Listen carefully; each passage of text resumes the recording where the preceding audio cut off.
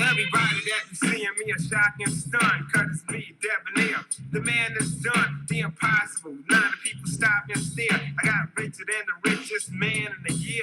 JT dabbing drugs, better known as the Poison Clan. Made a plan to get even richer than the Rockefellers and then the other founders. Now we own docks, bond stocks, as well as other investments. To stay on top, you would need a reservation to shop. Where I shop, I be drinking my wet in a private jet. Thinking, should I put down on New York just yet? When I talk about buying, my partner said, yo, I'ma buy the White House and rent it out to the press, cause I'm rich as hell. My bitch as well, got clientele because the records sell. Take champagne baths, girlies make me laugh. How they be patting and sweating just to get on my staff. Made the president a resident on Money Street. To some money talk, so I don't have to speak. Wear designer clothes, max out in the road. Got a dog named Dollar with a mouth full of gold. My lifestyle seems fancy, on my fancy. The money man is grand, the clan enhancement. Try to treat the cat, you better outrun. A solid gold silver bullet shooting shotgunners pour rotten. And you can plainly see that's your boy. Yep, Luke, you can come after me again. Luke gonna come after me again. Every time I play Poison Clan, Luke come after me. Now that the Poison Clan spoil rotten. I guess Luke a Florida State fan now, so every time I play Poison Clan, he come after me. I don't give a fuck. I make bucks deluxe. Sweat tucks and chill. So fly I die and get my face on the bill. Any hoe that I ain't freaking, I ain't speaking, cause even when I wasn't rich, I had the girls that was. Never spending on sluts, but the choice of the girls. But the steady buck sucks when compared to girls. Frank speaking, I'm the best. I never brag cause the lazy pleasure leads it to me like a flag. I got a dollar bill for that, a golden spoon. I got a service doing chores for this tycoon. I got a full identical to Scrooge McDuck, and my tracks transported in all my trucks. I got enough paper to buy a skyscraper. I used to own an acre, now I own Jamaica. I never caught bragging about a cellular phone. I'd rather talk about the crib I call my home sweet home. What? I relax till dawn. All I do is think about it and the lights come on. All you see is champagne, never juice. Your boy is back. And a single drop of water and a pill makes. Your boy is back. Your boy is back. Your boy is back. It is what it is. Your boy is back, man. Your boy is back, man. Your boy back. Alright. What's good? What's good? What's good, Hurricane fans? Your boy Alonzo 1219, AK Hurricane Zo. Back in the building. I tell you who's gonna be the winner. I tell you who's gonna be the winner of these right here. You know what I'm saying? I'm out to order your shoe side, but I'm gonna tell you who's gonna be the winner of these coming up later on in the show. I'm gonna try to give a pair away once a month. Somebody already won the pair for this month, so I'm gonna tell you who the winner is. And this is for my boy Sparta Kane. His hat finally came in, you know what I'm saying? The one that really fit, you know, in the plastic, you know what I'm saying? So he got his hat, you know, and we got his shirt, you know what I'm saying? He won the Facebook challenge. So, you know, I got his hat and his shirt for him. You know what I'm saying? Because hey, he won the Facebook challenge, you know what I'm saying? So I told y'all, man, it is what it is. I'm still gonna give away. I'm still gonna support my brethren all day, every day. You know,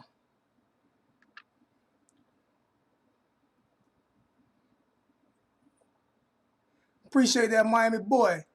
Y'all shout out to Freedom Cast TV, you know what I'm saying, Canesville, you know what I'm saying, for donations, you know what I'm saying, hit me at PayPal, for donations, you know what I'm saying, PayPal me at canes1219@gmail.com, you know what I'm saying, I prefer donations on that than on this right here, but if you want to hit the super chat, hit the super chat, you know what I'm saying, please hit the like button, hit the subscribe button.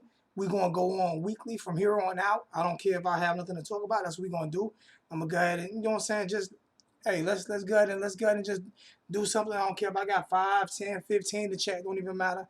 We're going to talk about something and let's get this shit drummed back up. You know what I'm saying? Big news is starting June 1st. Starting June the 1st, we get, kids get to voluntarily go back to practice. You know what I'm saying? I had an issue. I still have an issue with that. But you know what I'm saying, my issue, you know what I'm saying, it's just my issue. It's not everybody's issue. You know what I'm saying? So my issue is I don't agree with it fully. You know what I'm saying? But hey, that's why we're in a democracy. It's not all up to me to agree, you know what I'm saying, or disagree. It isn't up to me whether or not these kids go back. You know what I'm saying? It's up to them. You know what I'm saying? So if they're ready to go back, you know what I'm saying, then they go back. Um, I just want to make sure that everyone is safe. That's the main thing. I just want to make sure that everyone is safe. You know what I'm saying? When they do decide to go back, I just want to make sure that everyone, you know what I'm saying, is safe. That's it. Period. Point blank. That's it. You know what's going on, Logan? What's good with you? What's good with you? We got Damon in the chat. Kane Gang, Sniper in the chat. Kane Gang, Cartel Sniper. What's going on? J Play, uh, Johnny Prince, Miami Boy, Stacy, Kane Fam 101, and Jason and Hurricane Logan all in the chat. What's good with y'all, man? What's going on, man? Like I said, please hit the like button so we can get a few people in the chat. Yeah, Patreon did test positive for the coronavirus, man. All prayers out to him. You know what I'm saying? Hopefully he's good. 24-hour duty, man. So hopefully I can help you out for an hour or so, Hurricane Logan. You know what I'm saying? Hopefully I can help you out for an hour or so, man. I hate that 24-hour duty for you. But the phone line's already open. You know what I'm saying? The phone lines are already open. If I can find my damn phone. Oh, phone lines are already open, man. And the numbers in the chat, 621-55, 803-621-5526. So if you want to call in, let me know what you think about let me know what you think about what's going on. Got another quarterback committing to Miami, you know what I'm saying? And Bubba Chandler, you know what I'm saying, got another quarterback committing to Miami. They say all the quarterbacks, even though I think they've been volunteering already anyway, because you see in some film and stuff like that and everything. So I think they've all been practicing and working with each other anyway. You know what I'm saying? So hopefully big things for the University of Miami this year. As long as we can get past this COVID bullshit, hopefully big things for the University of Miami. And you know what I'm saying? And fuck Florida State, Florida.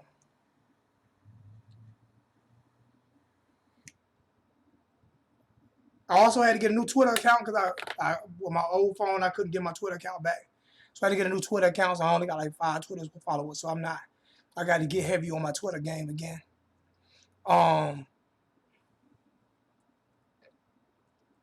Let me see something.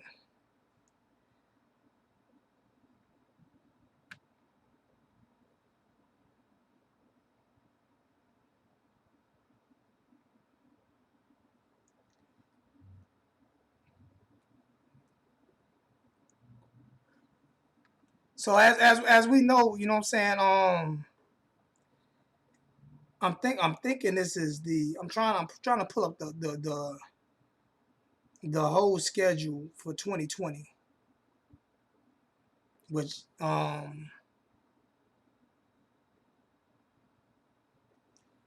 this is annoying.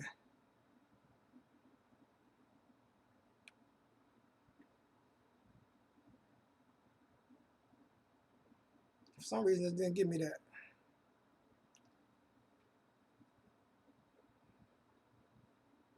All right, we open up against Temple. Then we play Wagner. Two home games that really don't mean much. Like that, I think those are the things that's starting to get me a little bit.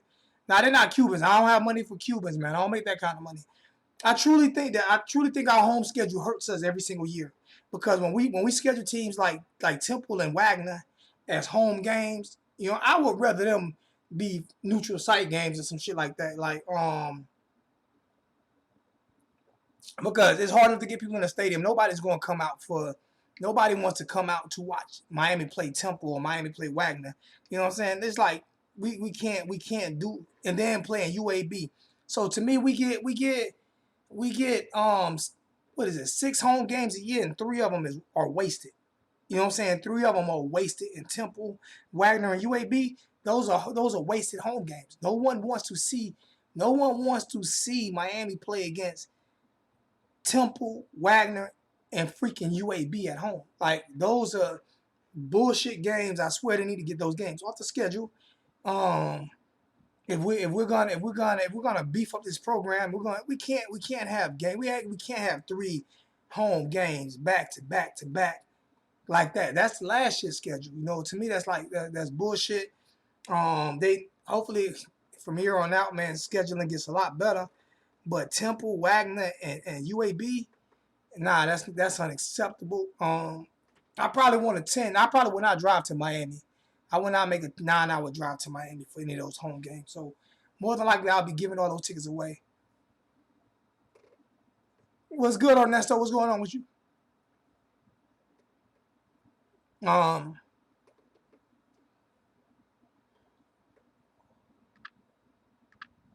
I can't pronounce your name. Yonosh, I can't pronounce your name, man. What's up, Zoe? Live here in Miami, and the talk is kids don't trust the coaching staff will develop them to the next level. Well, I can tell you this here, man. I could see that being a talk last year. This year, I think is a little different. This year, I think is a little bit different. This year, I think the coaching staff will.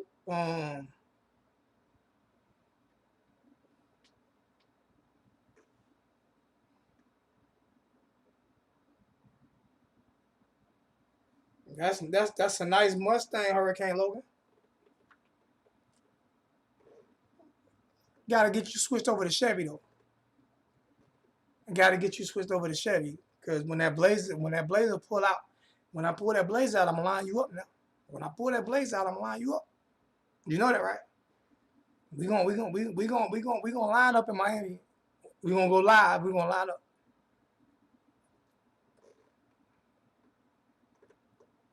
And I'm driving all the way to Miami. No trailer, no nothing.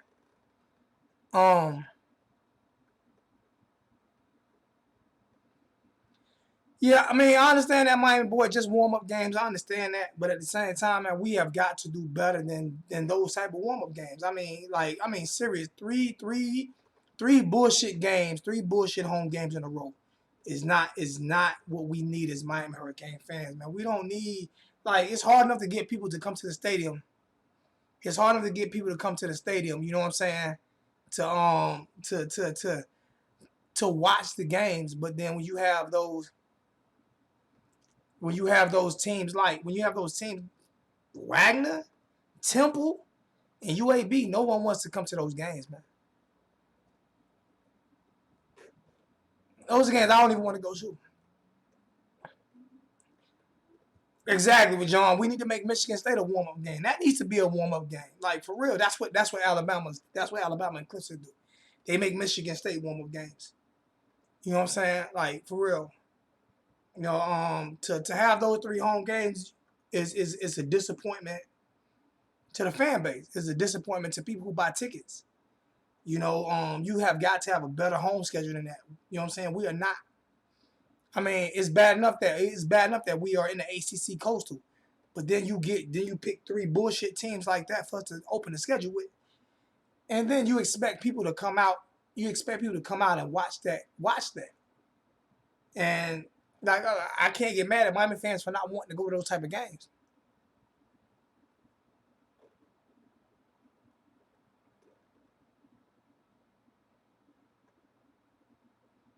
They had 3 linebackers 4 years and look. Well, I mean, sometimes you can put that on coaches. Sometimes you can put that on schemes. Sometimes you can put that on players. You can also say what was the defense ranked at those 3 years as well. It's not just about one position group. It's about defense as a whole. You know what I'm saying? So look at what the defense as a whole was ranked at compared to what it was ranked at the Al Golden. You see what I'm saying?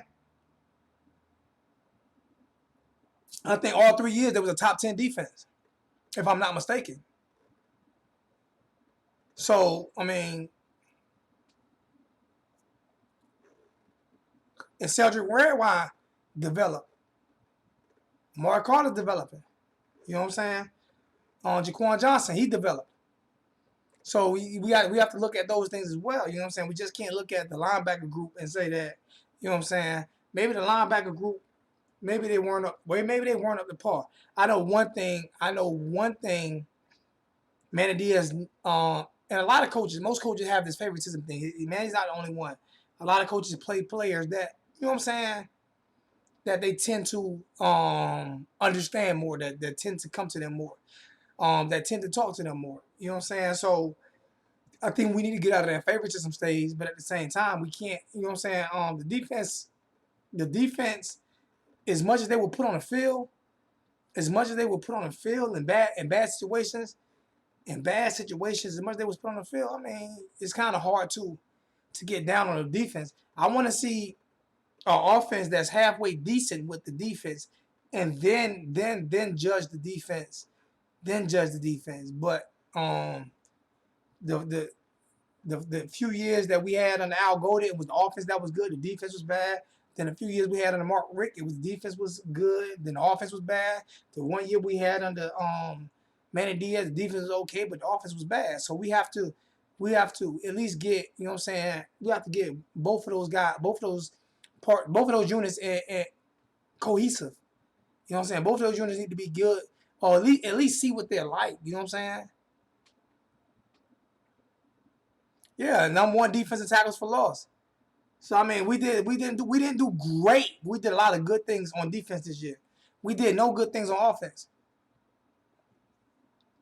2019 season, we did no good. We did nothing good on offense on the 2019 season. So what we have to do is we have to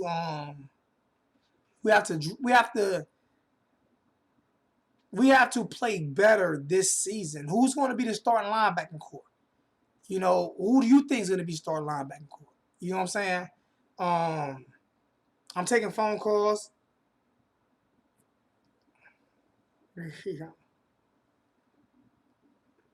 As I'm looking at Hurricane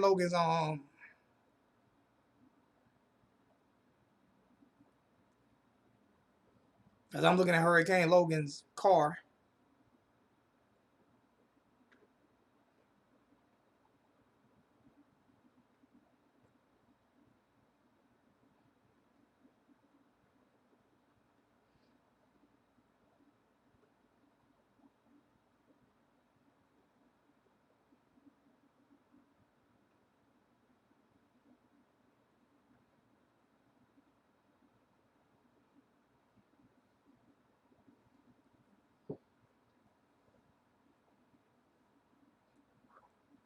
It's all good. It's all good, Hurricane Logan. I know I'll get you in here later on today.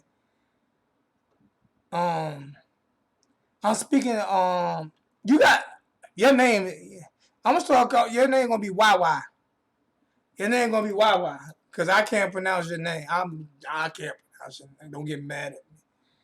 I'm gonna call you YY Kane or Yaya Kane. I'm speaking as far as development of our players from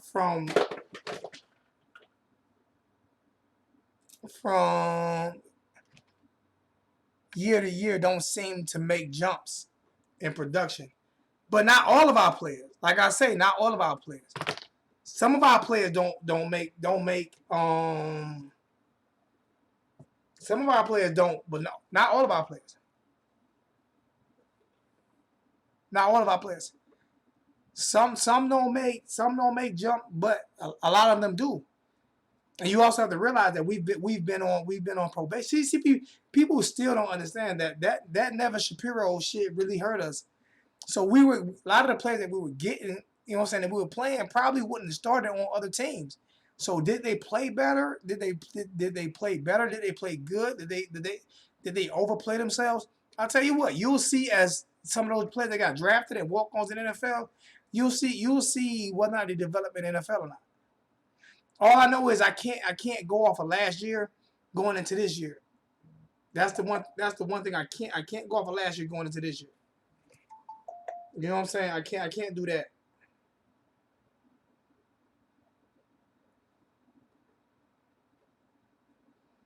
Now you know I can't look at that right now, man. You know I can't look at that right now.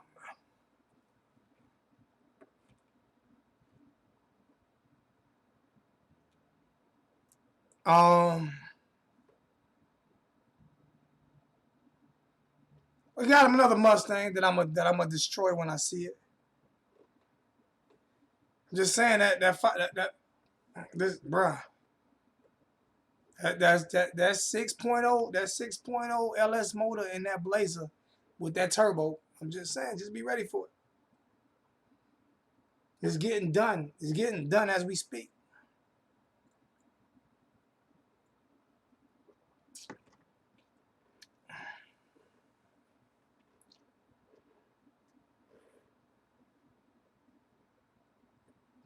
The 2003 Chevy Blazer with a 6.0 LS motor in it.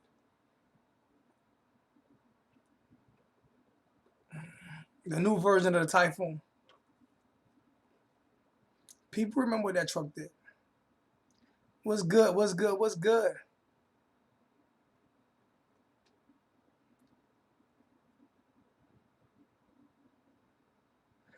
Oh, I agree with you, Mike. But I think we got enough talent to go undefeated. That's more, especially with. I mean, look who we starting out against.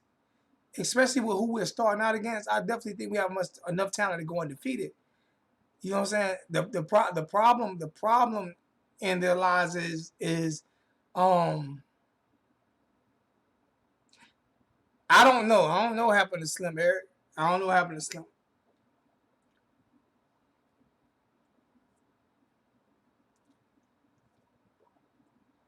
I'm leaving all shit in the past, my brother.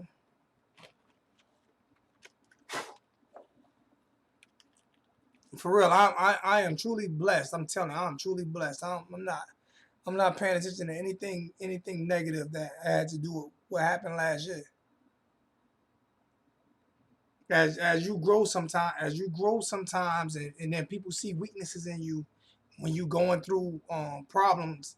That's life. As you grow sometimes, and your friends who you think are your friends, they see weaknesses in you because you're going through problems, and then they jump on top of those weaknesses, and it's sometimes people try to destroy you. So you have to. I'm sorry, John. What's your comment? All the nose YouTubers saying their roster is better on offense and defense. They say King is not that great. Well, I mean, John, listen, man. I mean, they can say whatever they want to say. They can say whatever they want to say. They have to prove that on the field. You know what I'm saying?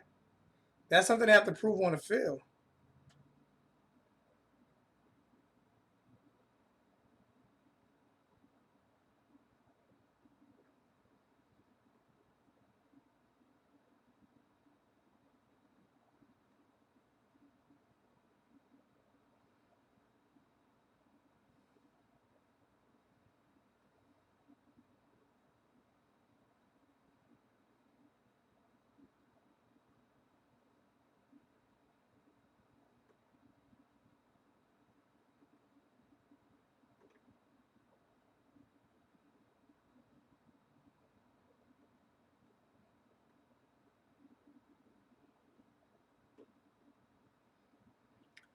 That's big dog. That's big dog. Just text me, man.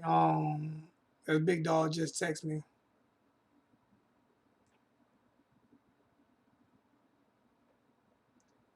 Um,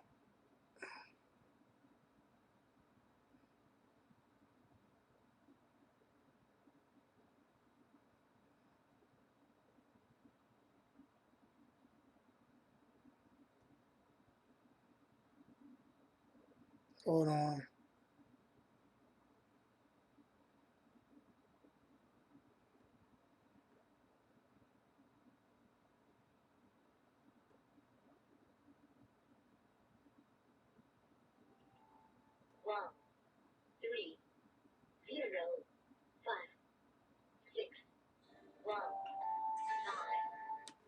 Yo, who we got? What's going on, man? I can't look. What's good? What's good, little bro? What's going on with you? Oh, busy.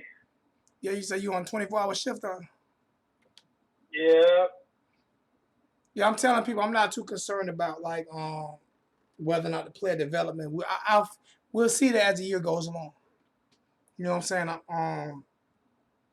I'm just happy with the offense, to be honest with you, because if we can get a top 30 offense, just top 30 offense, we're going to be pretty damn good. Oh yeah, yeah. I'm curious to see how the offense is gonna do.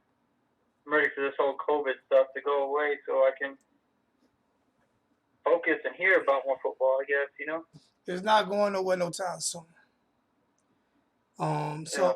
So right now my job is to I've taken enough time off. I relaxed. I've taken me some time off. So my job right now is to come back and try to talk about football. You know what I'm saying? Try to make a normal situation out of an unnormal situation. You understand what I'm saying to you? Oh yeah. You know, you on the front line. You understand? You know, you see it every day. Yeah, I mean, not really. We ain't even been working, man.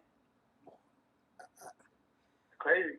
I've been working probably 2 months. I've definitely been off every other day, maybe. That's about it. I'm working every day, 12-hour days. You know what I'm saying? And Saturdays. You know what I'm saying? So I mean, I'm blessed in that aspect of it. You know, but at the same time, you know, it's time for me. It's time for me to get back into. It's time for me to get back. It's time for me to get back in. I'm trying to get back also. I just got, like I said, I mean, between the job and all this stuff going on, I just got my own place, new place, and the car. So I just been really just not really focusing on me, but just kind of doing me, I guess. I haven't talked to anybody at all, like Coop or anybody. Nobody talked to me either. So I mean, it's cool. Yeah, that's how it's been. Well, I mean, I haven't reached out to anybody neither. It's been a wild, crazy time. So I haven't reached out to really anybody. I just been working, and you know, I haven't even gotten my other laptop off to get fixed yet because it's still going to cost me $1,000. So I haven't even done that yet. You know what I'm saying? So, right now I'm just, you know, working and taking care of business. You know what I'm saying? But I mean, it is what it is. You know, it's life. You know. But I'm definitely ready for the season to start. There's going to be football this season, though, so that's good. Well, I'm hoping it's going to be football this season. I'm hoping it's going to be football this season. But I'm hoping it's going to be football. I'm hoping it's going to be football and it's going to be safe. I want it to be safe. Yeah, I mean, we'll see. I mean, there's only so much you could do with this stuff, man. Like, the way I've been doing it, I've just been being a normal human being, cleaning up myself like anybody else should. I ain't been wearing no mask since this started, and I've just been doing proper hygiene, and I've been good. So, I mean, everybody has their own beliefs, and they can do what they got to do, but, you know, I'm also doing what I got to do. Well, I can tell you, fine, so. I can tell you this here. If a store tells me I can't come in without a mask on, I'm not upset with them. You know? No, not at all. Yeah. That's their policy. Yeah. I mean, I carry a mask with me, but I mean, I don't wear it. You know, it's just going to be difficult at the football games. You know, 70,000, 80,000 people, you know what I'm saying? 70,000, 80,000 people at a game. I don't think so happening. I think they're going to probably limit. I think the smartest thing to do would be, obviously, with the way it's being treated, is like limit how many people can be in the stadium and have it properly spaced out in the stadium. Or either that or it's going to be an empty stadium, like one of the two. You know what I'm saying? I think they might be like in the NBA playoffs. It might be empty stadiums, like the way the NBA playoffs are talking about doing it. NBA playoffs are talking about having empty stadiums. And doing it. Listen, man. If we can all watch the games at home to get away from the you want to see the fan excitement, but at the end of the day, what's more important, the fan excitement or the players' health, the players' safety? Honestly, I don't give a damn about the fan excitement with how much changes we made. I want to see the offense. I want to see the offense. I want to see our linebackers. I want to see what we got. I'm giving Manny this chance. And a lot of people are hating on me for not like throwing Manny away. And you know, I was the biggest proponent of Manny, and I was his biggest critic. But I would never say throw him away after one season. You can't do that. You can't give up. Just like you can't give up on a kid, you can't give up on a player after a coach after one season. You know what I'm saying? You have to give him an opportunity. You know what I'm saying? We don't want to be like Florida State and fire Ty Willingham after one season. You know what I'm saying? Because it's not like they went and got a great coach. Like, serious. Who the fuck they go get? Like, this dude they went and got. Like, serious?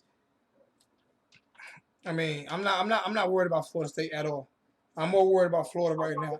I'm more afraid of Muschamp than I am of this Florida State clown that they got.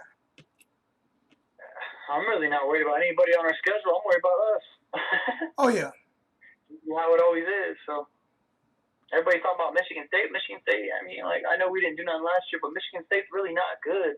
Like, yeah, it's not Wagner, but like they're not what they used to be. So I hate the schedule. I hate this schedule, man. I mean, Logan, like, I mean, come on, Temple, Wagner, and UAB.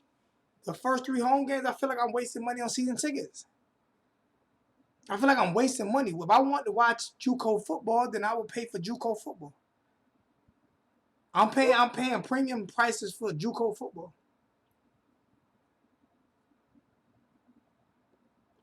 And I don't get discounts.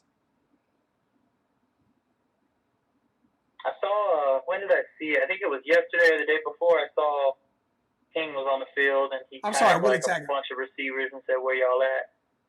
No, I said Ty Williams. I'm sorry. I said Ty. I meant to say Willie Taggart. I'm sorry. Somebody they corrected, or John Shields corrected me and said Willie Taggart, not Ty Williams. I apologize. You right. What you were saying, Hurricane Logan? No, I saw it was De'Aaron King. I think it was his. It was an Instagram story. He said lonely work. He was asking where like Pope and everybody was at. He tagged a bunch of them on a story. So I thought that was cool. You know, he's out there working and he's trying to get other people out there. Yeah, it's cool, but it's not cool when you do it publicly. Yeah, I mean, it's not. It'll be like publicly lately with Miami. It'll be like me. It'll be like me and you, me putting you out publicly because you didn't want to call into the show. Yeah. You know what I'm saying? You can't do those things publicly. I mean, I understand. We're in a new age, new era. But if you have an issue with players not coming out to practice with you, you know what I'm saying? Don't do it publicly. Don't do it publicly, man. I think it preaches accountability either way, though, which is nice. It preaches accountability until it happens to you, because we don't know what's going on with Pope and the rest of those guys. You know what I'm saying? So I mean, there is no volunteer workout right now. June 1st is volunteer workout. If you want to do that, then do that then. You know what I'm saying? But to do it now, you know what I'm saying? And what's going on right now, to me, that's not showing leadership qualities. To me, that's showing up players. You know what I'm saying? If you look at his Michael Jordan documentary, you have so many former players that are upset with Michael Jordan because as great as he was, he showed up players. You know, that's something you don't want to do. You don't want to get, because DeAndre King, they can make it hard on you. I mean, Derrick King, they can make it hard on you. You see what I'm saying? Offensive linemen can make it hard on you. They can make it hard on you for trying to show them up. So I'm not saying he's trying to show them up. I'm not saying he was or wasn't. I'm just saying certain things deserve to be private. And if they're not out there with you right now practicing, then that's something that's a private discussion, because it's not, certain things are meant to be kept in the locker room, because the way you say it is totally respectable. You know what I'm saying? The way you outlined it is totally respectable.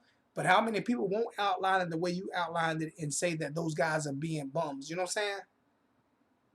Yeah, I think a lot of the issues we've had in the past, though, have kind of been hidden too. You know, we didn't know if it was coaching or if it was, the players were applying themselves. So I mean, I agree with you both ways on that, though, too. I mean, it just depends what's being said and how it's being went about. I can tell you what, when you get caught and you see your commander's office, that is not supposed to leave the commander's office, right? It's not supposed to get back out to the battalion, right? Oh, it always does. But it's not supposed to, right? No, it's not supposed. Not really. It depends what it is. Yeah, so it's something bad. So I mean, I'm not upset with De'Aaron King about that. You know what I'm saying? I did see it. I'm not upset with him about it. But at the same time, I want to see De'Aaron King. You know what I'm saying? As a leader, sometimes you don't say anything. I think that's what made Tom Brady so great. He let Bill Belichick make all those calls. You know what I'm saying? I do, yeah, definitely. I got a new Twitter page because I couldn't get into my old Twitter page. So I got a new Twitter page. I'll send it to you. You know what I'm saying? I know you're good at sending shit out. I know you might get me 5,000 Twitter followers within the next 24 hours. I deleted my Twitter a long time ago. Huh? I deleted my Twitter a long time ago. Too much drama and know-it-alls on there. Well, I mean, so I got away from that. I mean, sometimes you gotta do what you gotta do, little bro. Yeah, all I have is Facebook. I haven't been able to find you on it, but I know I'm in the 1219 page still. Okay, just hit me on just put something on that, and I'll send you my Facebook. I started over on a lot of stuff, man. I want to come into the New Year's with a clean slate. even myself. I got so much shit I need to work on myself. You know what I'm saying? That's why I took time away, and I feel refreshed right now. That's why I took time. That's why I took so much time away, because last year, you know what I'm saying, I think I got bashed a lot for asking for the same thing that other people were asking for. You know what I'm saying?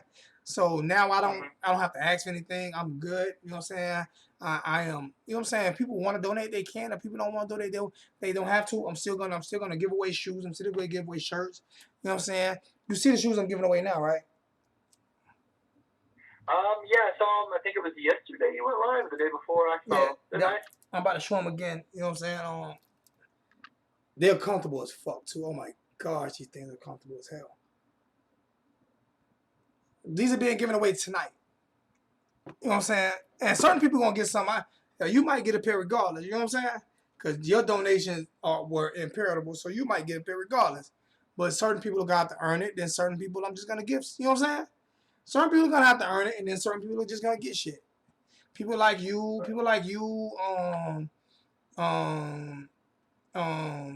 you can go down the list. You know what I'm talking about. Miss K, you know what I'm saying? It's Club.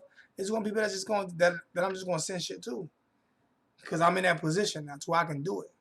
Plus, they gave me a raise. I'm making $35 an hour right now. Very nice. There you go. Your boys get that bag. Your boy getting that bag. Damn car. You know what I'm saying? So that's why I say that my blazers are in the shop right now. I'm getting it done up, suspension and everything. I'm not just getting it, you know, I'm not just getting no bullshit, not just a motor put in it and trying to put it out there. Yeah, you gotta put that power on the ground. Oh yeah, you gotta get the suspension, everything done, man. Especially if you want to see me. I mean, if you want to see me. Because, I mean, I might set you out too and beat you too. You know, hey, look, bro, I cannot let you come on here. I cannot let you come on here and beat me. And even if you win, I'm a doctor to take to where you lost. All right? Even if you win, the only people that's going to know you win is the people that was there. So I'm a doctor to damn tape. I'm a doctor to tape. I won. He ain't win, I won. So if they're not there, they ain't going to see it. I'm doctor to tape. But that Mustang, I'm supposed to be driving to Florida. That Mustang look good, man. It looks real good. June 18th, so hopefully I can stop by over there with you on my way there. It'll be a nice drive in Colorado, about 29 hours. So, man, if you gotta stop by and spend the night, man, hey, stop by. You know what I'm saying? Get you some rest. You know what I'm saying? Real talk. I try. We good.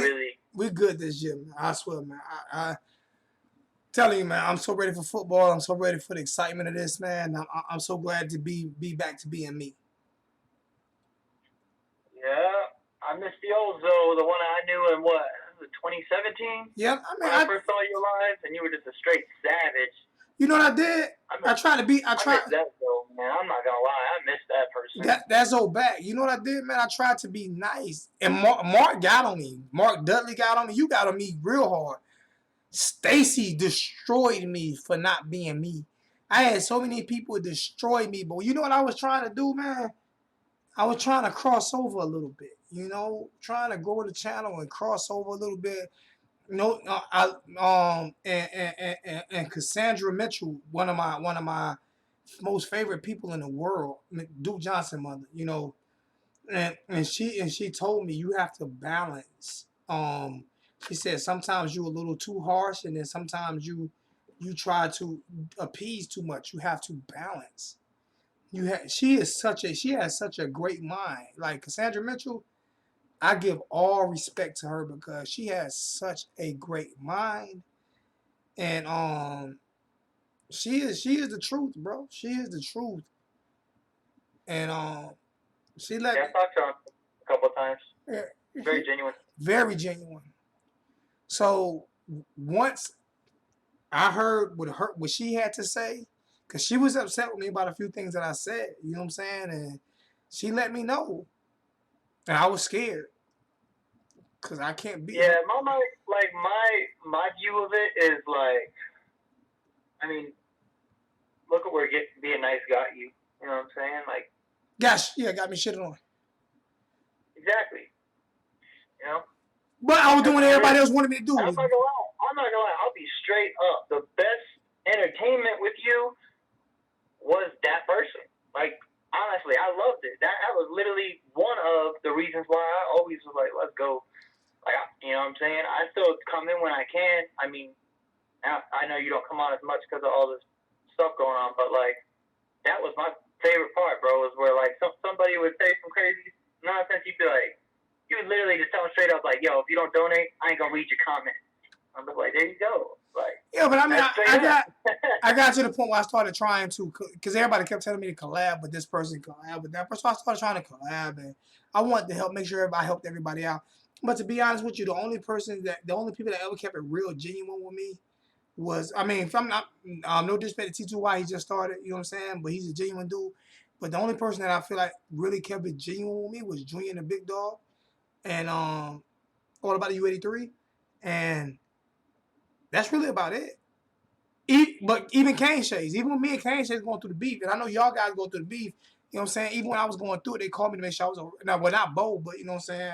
What's that? Called me to make sure I'm doing okay, you know what I'm saying? So, and people kept telling me I'm losing myself. Charles Fong telling me you losing yourself. Stop being what people want you to be and be who you are. And you told me the same thing all the time. Man, you got in beef because you was telling me the same shit. You know what I'm saying? Stop being who the fuck we want you to be and be who the fuck you are. So that's what I am. If you don't like me, kick rocks, fuck you. You know what I'm saying? It is what it is. I'm a Kane, bro, bitch.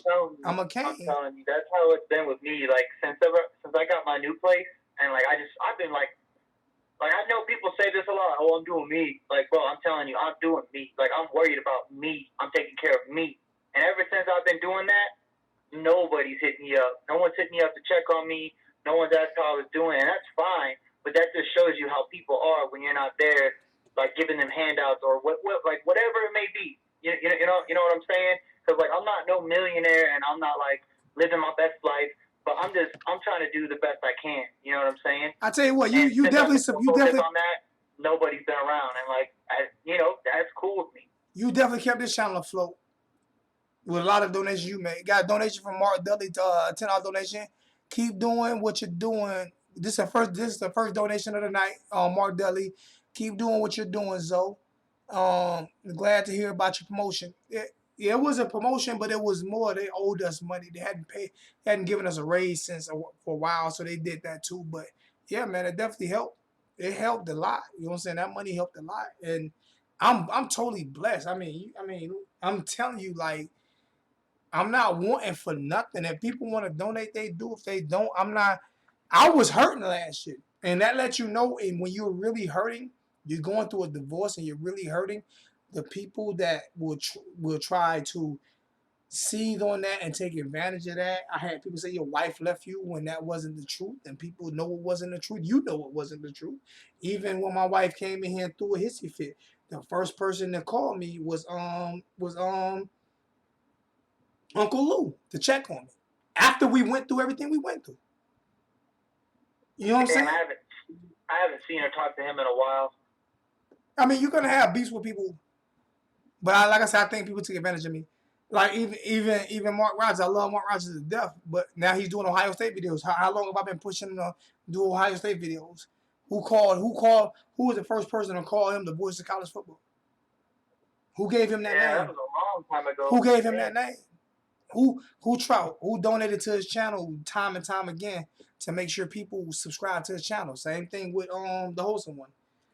Mark really didn't do nothing bad to me, but my little bro killed me. Yeah, Wholesome hasn't talked to me in I don't know how long. My little bro killed me. But that's what you learn. Those are life lessons. So I appreciate those lessons. I appreciate those lessons. But let's get back to football. What do you expect? What do you expect from the year? What do I expect? Yeah, what do you expect? Well, let's see. The quarterback, the offensive coordinator, all the changes. I expect at least 30 points a game. And I think if we get at least 30 points a game, we won't lose. I'm with you on that. I'm gonna say. In reality, I'm gonna give or take 2 with, points. with how it is every season, with all the hype, I mean, even though we have like proven changes, I guess you could say, because Dan Enos, if people looked at his numbers and then looked at the guy we have now, you can't really compare. But like, I don't know. I just want to see it first, man. Like, I've been set in stone on that since every single hire and kid that we've gotten, transfer. I was never sold on Enos, wait, though. Can't wait, but I just want to see it. I was never sold on Enos, though. I was never sold on Enos from the beginning. Remember? I said I'm a C. But that's one person. Y'all know I was never sold on him. Never. I didn't like that hire. Where he came from. That's the only reason. But my thing is, he wasn't. Like I said, I still think it fooled Manny. He wasn't. And if it didn't, then why is Manino's not on the team anymore? He wasn't the OC when we got him. Exactly. He was the quarterback coach. All everybody heard was Alabama, Georgia wanted him, we got him, we're the best. And it's like, nah, man. Look at where he came from and his numbers and his records. You want to know my government name? My government name is Alonzo Kendall Oliver. It's my government name. Alonzo Kendall Oliver. I'm not afraid to give out my government name. It's my name. Is that? Somebody with my government name. Somebody's order on drugs. That's that dude from Law and Order. Now that's Ernesto. Ernesto asked me that. Ernesto, my dude. You know, Ernesto, his chain got lost in transit, so I have to send him something else. Because I can't get him another chain, so I got to send him something else because I shipped it to him. He never got it. But I do have Mark Dudley's Michigan State championship ring that he's earned that I have to send to him. I still have it. It's sitting right over there. So I have to get it for him and send it out. There's some trolls in the chat. What the hell? It's all good, man. I love them. I love them. You have the Law and Order chat team in your chat. And I love them. I love them, man. I'm not committing no crimes. But no, man, I don't know. I mean, I'm just waiting because I can't tell you what the last 12, 13 years, even 2017 when we had the fluke season, like I was just sitting there like, man, why is this happening? You know what I'm saying? Like, why are we performing this way? Why is our record this? And I'm not trying to have that happen this year. It's been a decade straight and more of me saying that. And I'm just not trying to feel that way again because I get my hopes up. And then when you see us lay an egg against, like, who knows? You know, if Wagner competes with us, who the hell knows? I have so much faith. I know how I'm going to feel about that. So I'm just not trying to even get my hopes up. Like, I have so much faith in him. I have so much faith in his offensive coordinator. I'm dead serious, man. I have so much confidence in this guy. This is but one thing that has worried me is conditioning with the offense because we were already going up, way up tempo, you know, a lot faster. And with this whole COVID nonsense going on, I'm worried about the conditioning with the team and what they're doing in their own time because they can't be where they should be. You know what I'm saying? That's every team. One thing that I haven't really been thinking about. That's every team that's in college football, though. Yeah, but we've been a slow offense for over 10 years, and now all of a sudden we're going to this fast, 20-something more plays a game or whatever. It just worries me that hopefully these guys are conditioned because even you know how big our offensive linemen are. We've been a slow offense, but those players haven't. Those players couldn't adjust to that slow offense, and that was the problem. If you notice, when we went up tempo, we were better. I agree there. Yeah, I do agree. When we went up tempo, when we were better. I'm just playing the we'll see game right now. You know, I don't got nothing negative to say. Like everyone, I was in a group chat. I'm not going to name who or what it was or what it was about, but like the group chat was just really negative. It was like, F Manny, F everybody, sellouts. And I'm just like, man, like, I don't want to hear it. Like, I get it, especially after what happened last season. I get it if you're pissed off, but you got to look at the reality of things and what's been changed this season. And you haven't even seen it yet on the field. You know what I'm saying? Everything that somebody has something to complain about has been changed. Like QB, you know what I'm saying? Offensive play calling, a field goal kicker, like everything's been changed. So like you can't sit there and say that the dude does not care and is not trying in his second season as a first ever head coach. Give it a shot, man. You know what I'm saying? Give it a shot. That's all we can say. Give it a shot, man. When you represent this man, you represent it to the fullest. You know what I'm saying? Just give it a shot. Hey, Hurricane Logan, I got to give one person a call real quick. Like, my brother, love you so much, man. You mean so much to this. You mean so much to this channel. Through the thick and thin, man. You, Mark, and there's a couple of you, man. Like through thick and thin, you know what I'm saying, that have been here from day one, man. I love you so much. You my little bruh. And we gonna get this more. What's good, Austin? We gonna get this shit going, man. It's going.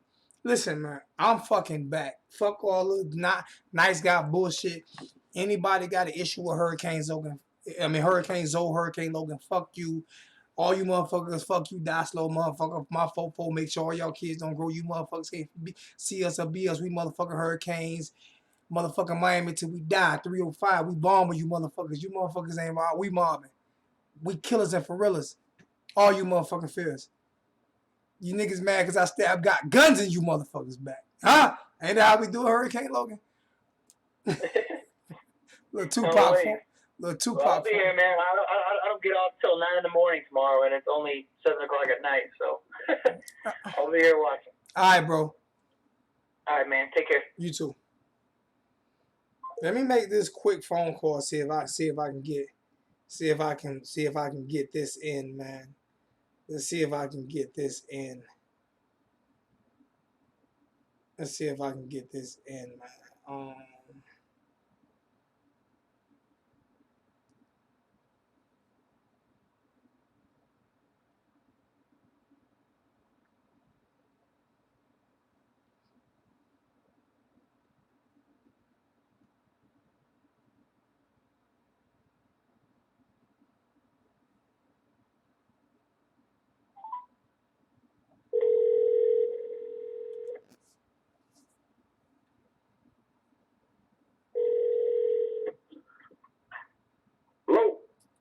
Yo, my big brother from another mother.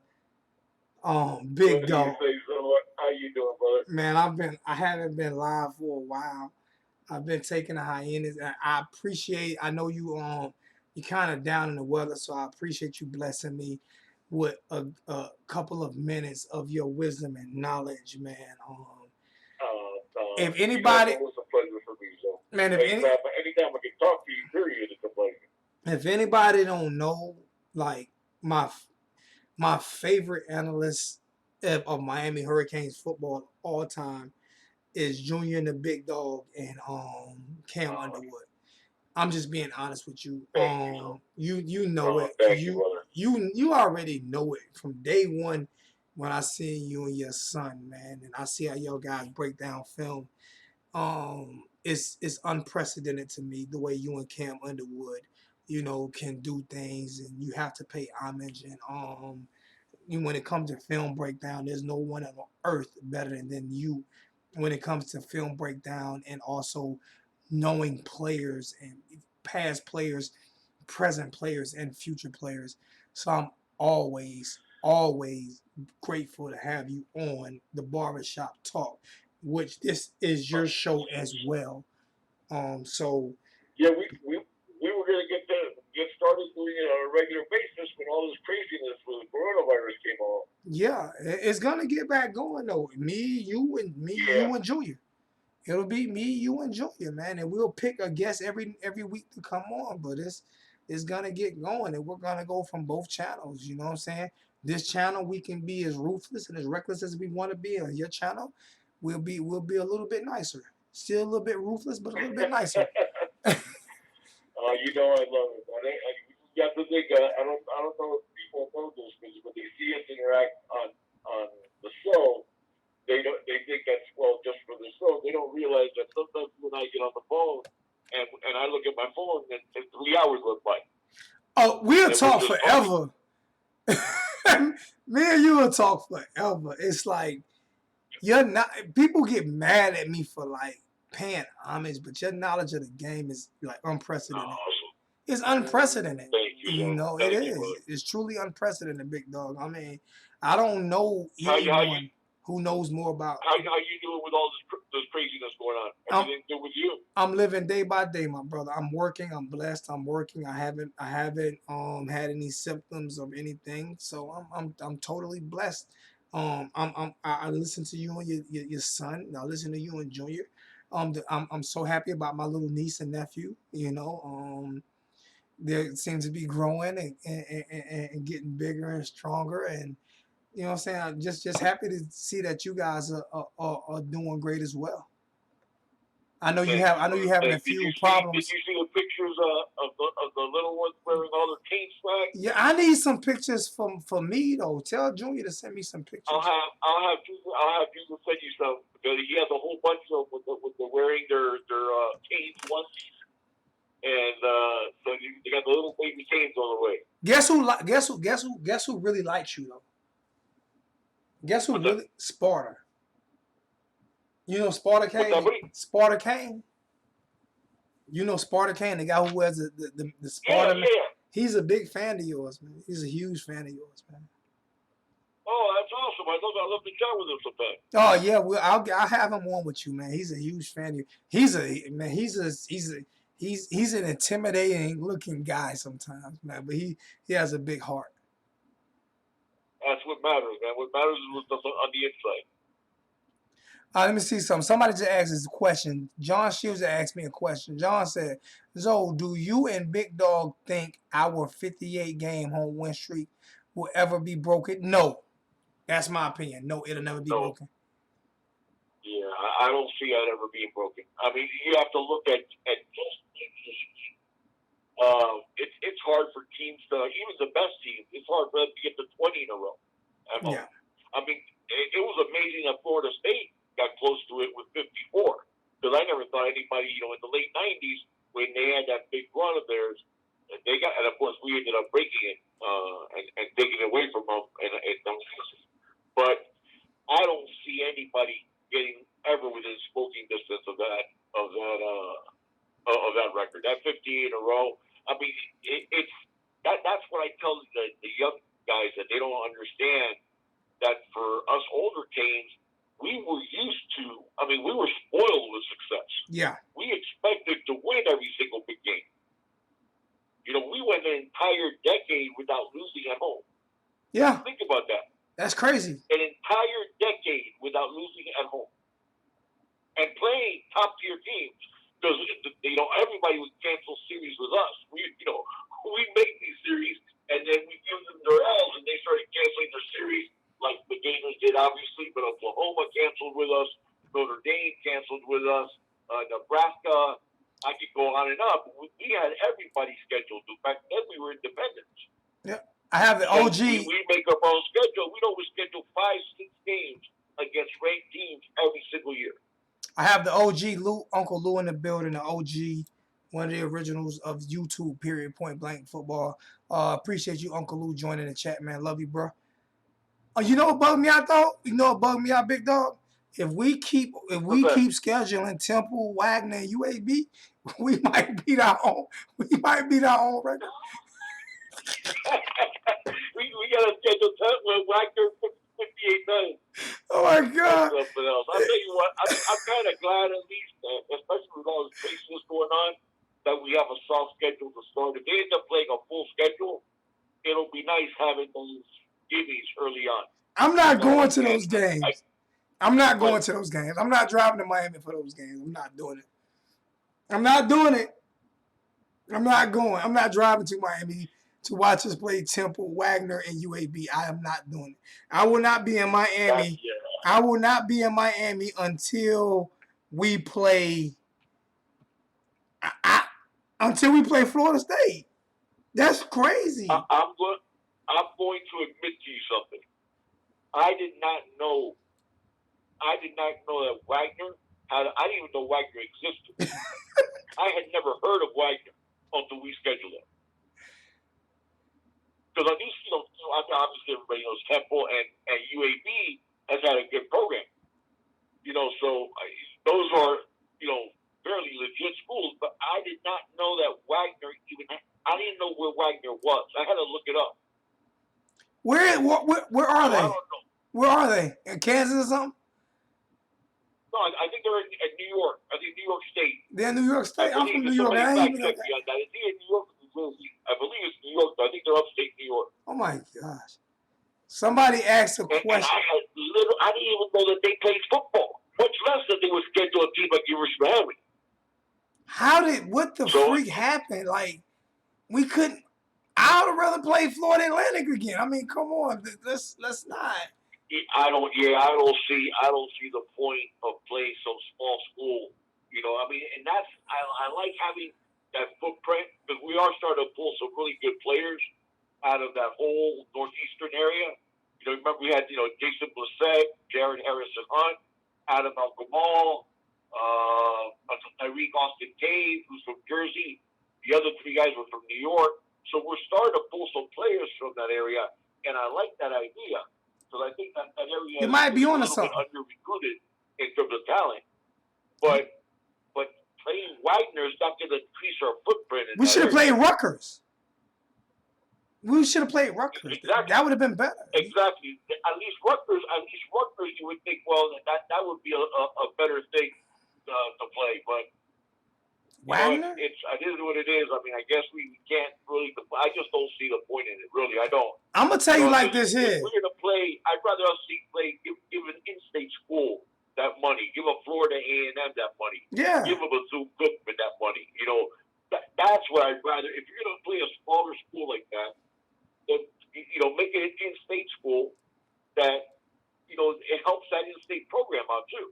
Now I can't tell you this right here, big dog. I can't. Me being from Harlem, being from the city, I can tell you that college football is not a big thing in New York City.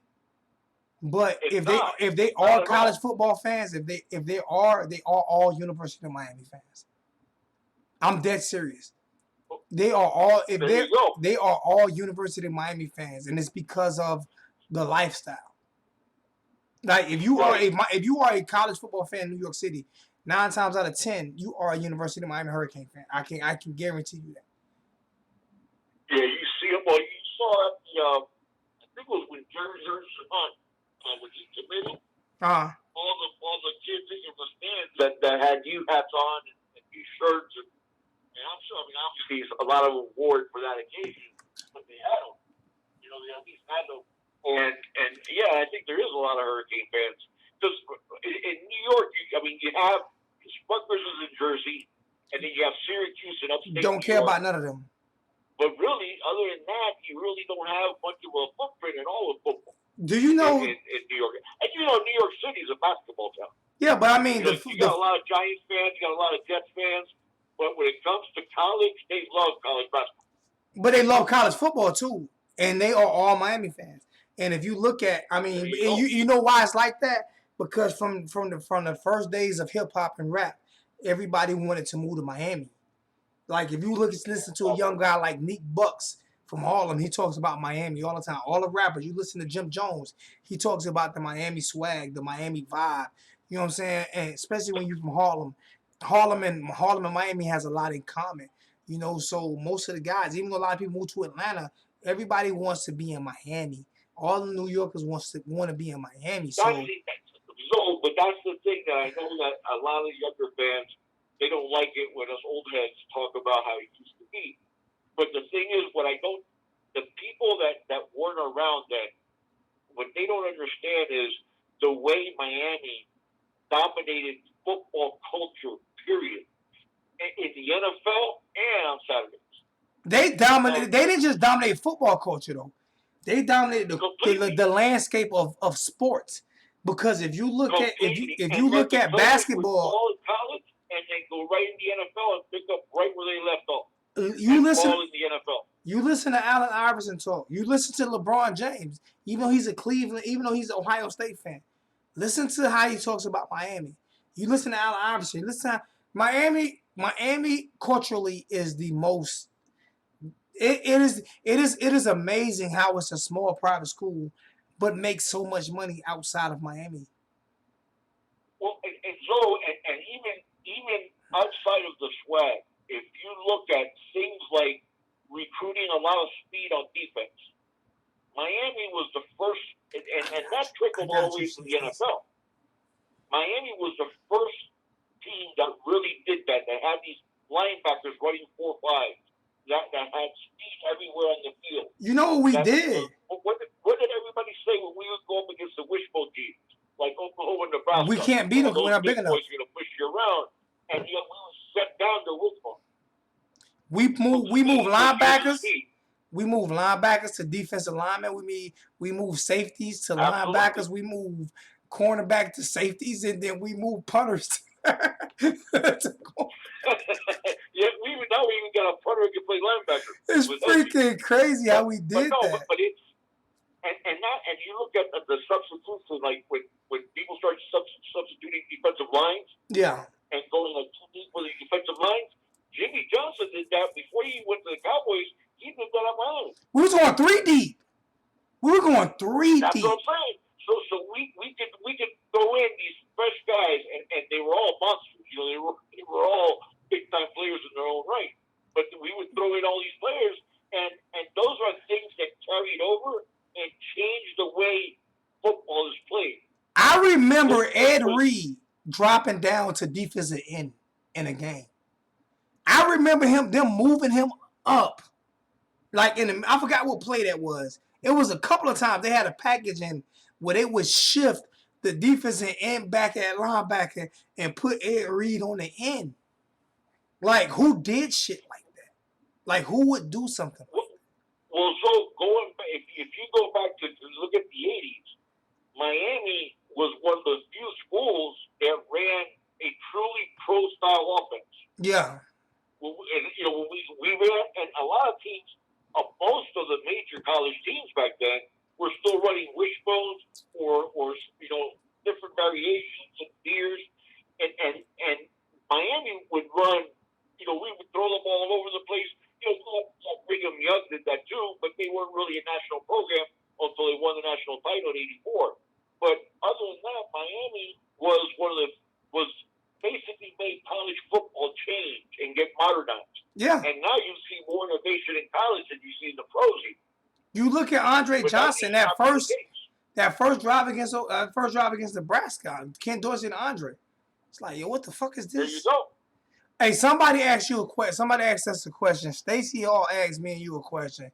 He said, "Do you think that letting the kids market themselves will let them stay in because they can make money?" I think that it will. My personal opinion is I believe that some kids that were jumping, trying to hopefully make money, will stay now because they can market themselves. I think that was a brilliant idea, and it wasn't by the NCAA. It was by the ACC, SEC, Pac-10, and Pac-12, Big Ten. The NCAA didn't have shit to do with that because the NCAA is getting forced out right now. People don't realize that the NCAA might be over with because these conferences are forcing them out, and a lot of people that's not being talked about now. It might not be the case in the short term, though, but in the long term, the NCAA is never going to have the power that they used to have. No. You're going to have the conferences and take a much bigger role, and even negotiating national TV contracts and all that stuff. You're going to see the conferences taking a much bigger role, and the NCAA sort of backseat. You know, ceding a lot of their power because of the way they've done things. They've been so corrupt.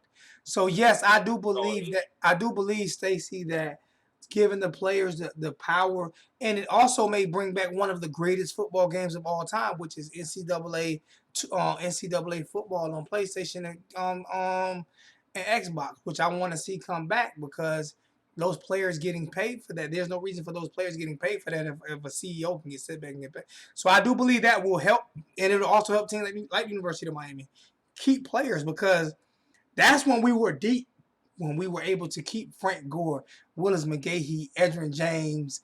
Who were all the running backs? Frank Gore, Willis McGahee, Edgerrin James, Clinton Portis, all in the mother freaking backfield at the same mother freaking time. How did that ever happen? How about James Jackson? James Jackson had a cup of coffee in the NFL too. And Payton. Jared Payton, yeah. Davenport had a decent career in the NFL. And Najee had to play fullback because he had no spot at halfback.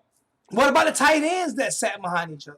I mean, we had players sitting behind each other because they were making money off of their licenses, and when the NCAA took that away, you know, that hurt a lot of college teams. But that didn't hurt Miami more than the Nevin Shapiro scandal, and to be honest, the brilliance of Nick Saban of saying, you know what, they can't recruit right now. I'm going into Miami. Yep. And that's why that's where all those 4 championships from Alabama came from. Just look at a lot of their best players. Even see the same thing with Ohio State. You know, when you see 5, 6, 7 players from Florida, sometimes even more than that, and they're starters. and you don't even stars. and Ohio State didn't For the most need it. part. And Ohio State didn't need it because to me that's like the 3rd best recruiting town in the nation. I put Ohio over Texas. I do. I put Ohio over Texas. Yes. I put Ohio usually. I put them 5th. I put them 3rd. Obviously, Florida's 1. Then I put Cali 2, Texas 3, Georgia 4, and Ohio 5. See, I put Florida 1. I put Georgia 2 because of Atlanta by itself. Georgia's growing, man. Yeah, Georgia is doing one hell of a job, and their high school coaching has gotten so much better than it used to be. Oh yeah. So I put Georgia 2. I put Ohio 3. I put Texas 5. I put Cali 4. I think Texas players are soft. I think their players. I think they're soft. Like, name me the last dominant player out of Texas. Like, dominant. You know what it is too is Texas has gone really big into the 7-on-7, but so has Florida though. Yeah, Florida has gone really big into the 7-on-7, and the thing is with 7-on-7, it doesn't breed that toughness. Yeah. That regular football does. And that's why Alabama's so great is because they take the best out of Georgia and out of Florida. But you know what? I'll tell you what, Georgia is.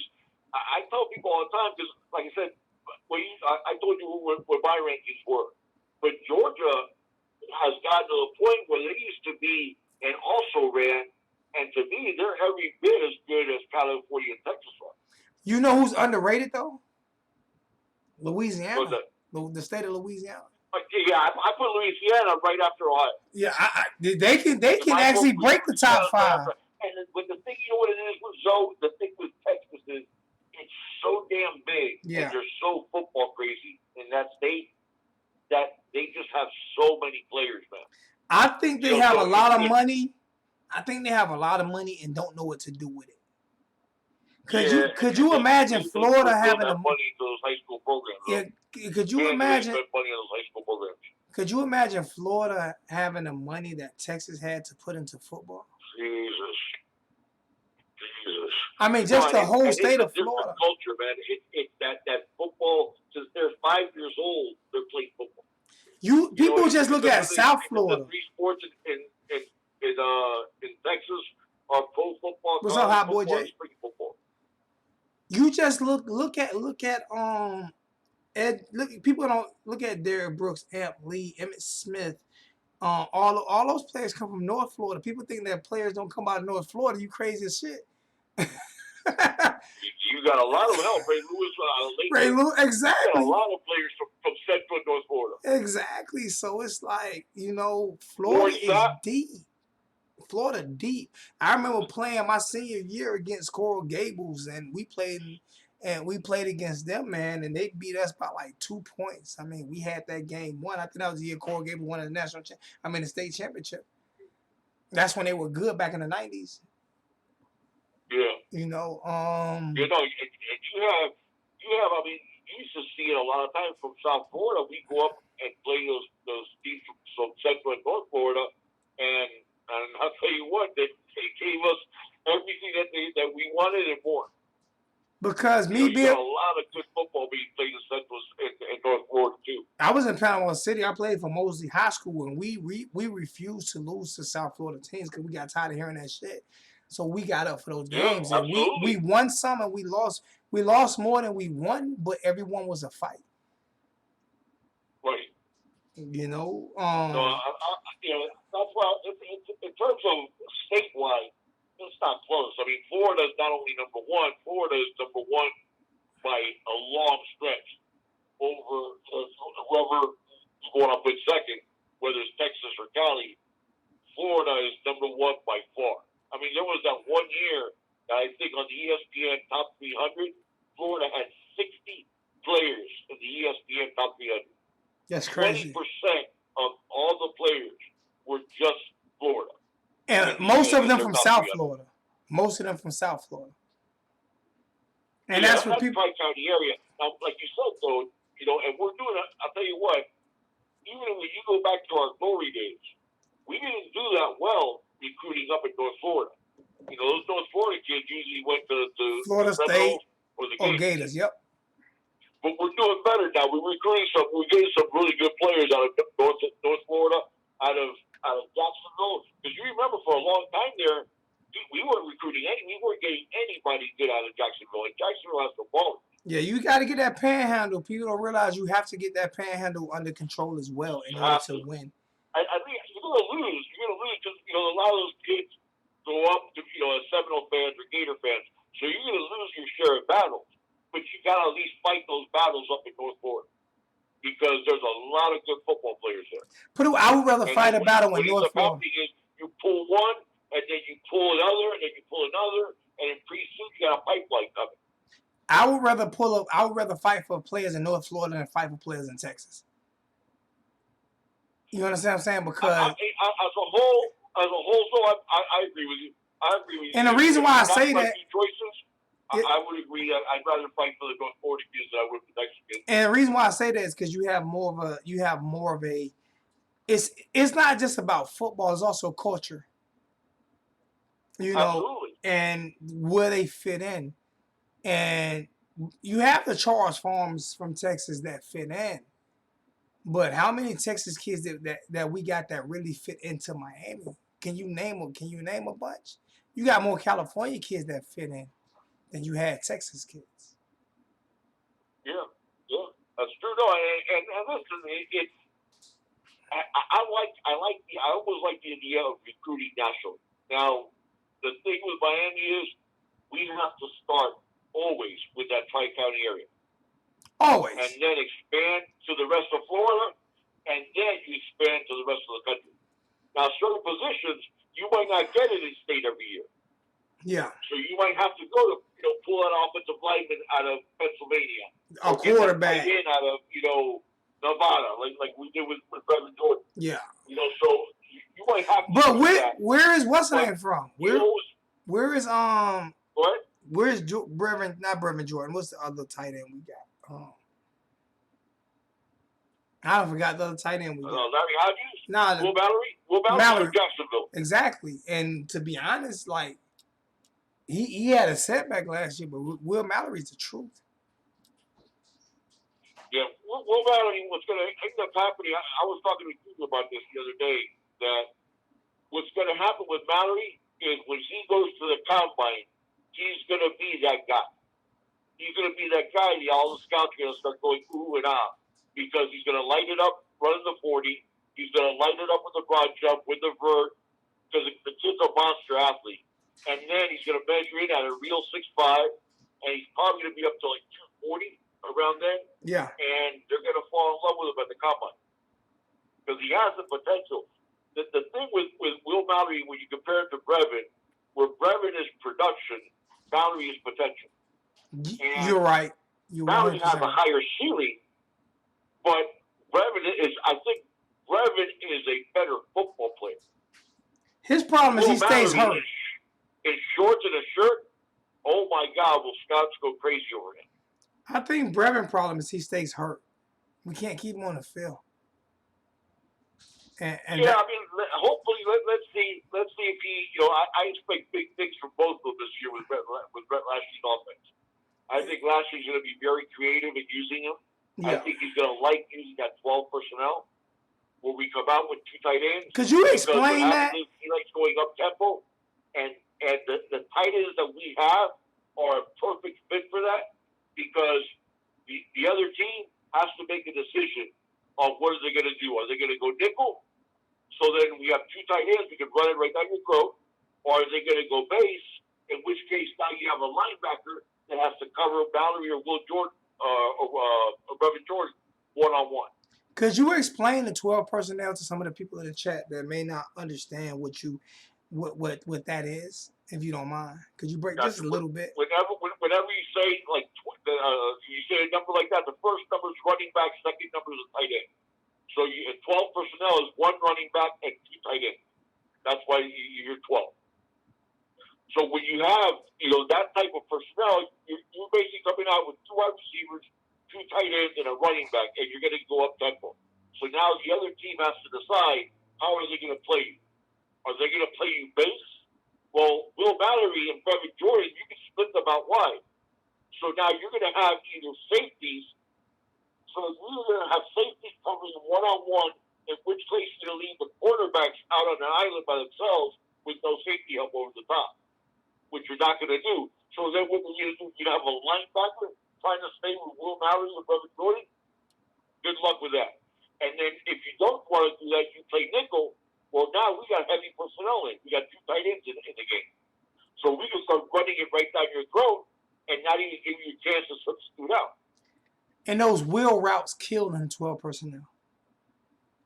Oh, my God. And we've always had talented running backs in terms of being pass catchers, too, and we weren't taking full advantage of that as much as we should have. That wheel route kills in the 12 personnel because now you have a middle linebacker who's lined up, who has to try to get sideline to sideline with one of those running backs.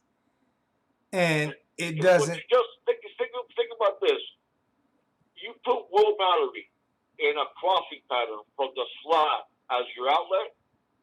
There's not a linebacker in the country that can stay within shouting distance of Will Mallory on a crossing route. Do you remember me calling that last year? I called it before I forgot what game it was. And me and Wholesome did a breakdown. And I ran exactly what play we should have ran against Florida State when I ran those crossing routes. And for some reason, what's the name, decided to run those crossing routes. And we destroyed them with those routes.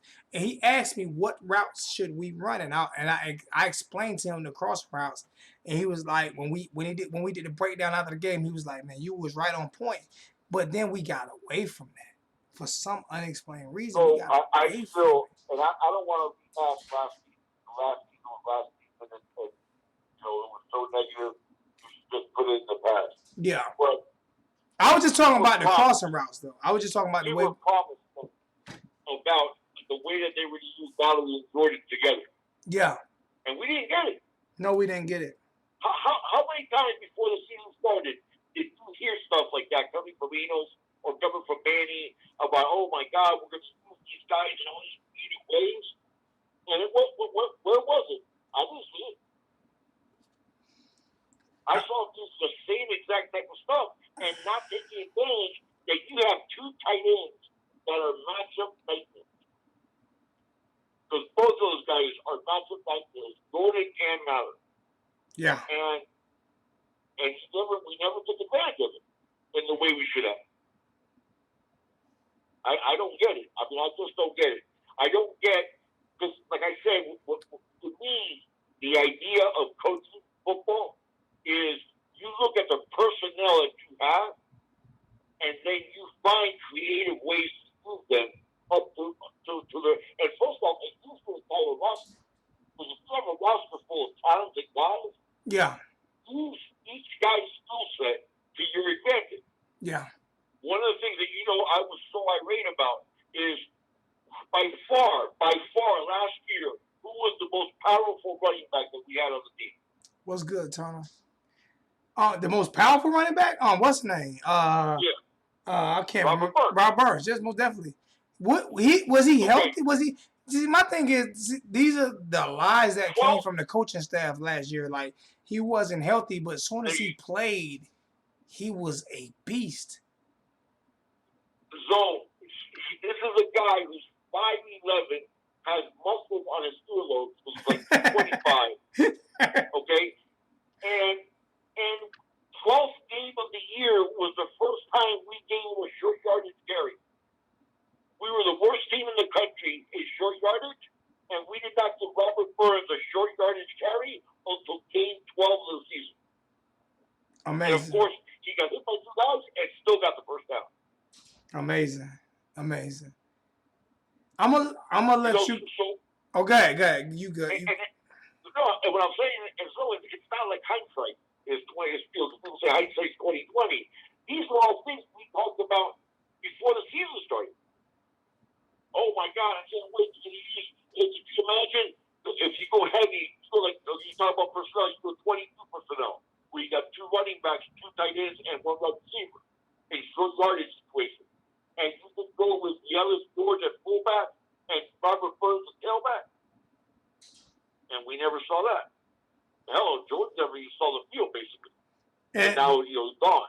And those are the things that kind of like, those are the things that really kind of upset me a lot about last year is that, and people, like I said, I was never a fan of Enos. I didn't want him, but I wanted to be that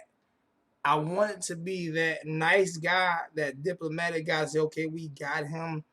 I'm going to give him a chance. I'm not doing that anymore, Right. Junior. I said, big dog. I'm not doing it anymore.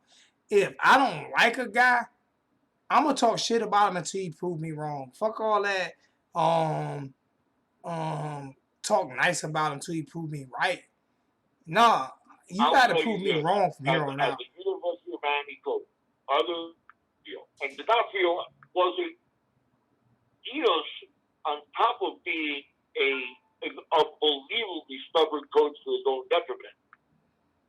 No, I don't like him personally either.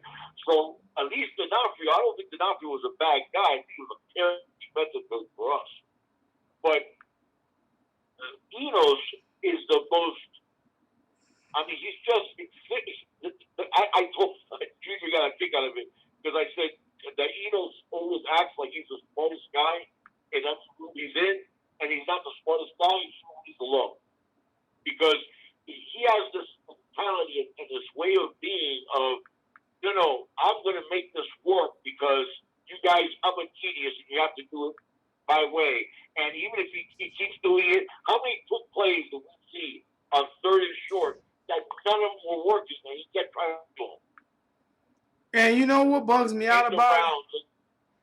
I didn't like him. I did not like him. I mean, I didn't like him from day one. I didn't like the hire.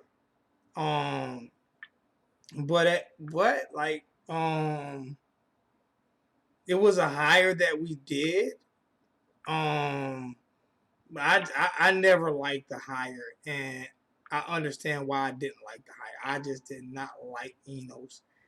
As a he didn't call plays at. People act like he called plays at Alabama. He didn't call any plays at Alabama. I'll tell you, I've never seen a coach that stubborn to his own detriment. Because if you become a coach, it's because you're a type A personality. You're hyper competitive, and part of being hyper competitive is that I want to win every down. So, would you by the job description itself, you have to take advantage of your player's skill set to help them succeed. Because if you put them in the best position to succeed, you get a guy, for example, we go back to the Robert Burns thing. But if you make him your short yardage back, what do you do now? You're engaging another young man who now he feels he's part of the process, he's part of the offense. Okay, so now you have people buying into your program because you're utilizing them in the best possible way where they're going to have success. Yeah. Okay, I have Mark Pope. Okay, this is what Pope does well. Well, guess what? I'm going to capitalize on those things. Now, mind you, on his weaknesses, I'll still coach him up during the week. But when the game time comes around, I'm going to put him in the situations where he has the best chance for success. Exactly. Same thing with every single player. That's what you do. Yep. You don't try to make a square peg fit into a round hole and go, no. In order for me to run my offense, you have to play like this. And this is what you have to do. Well, what happens if that player doesn't have that skill set? Or you're going to force him into that role. Did any player have Enos' skill set on our team?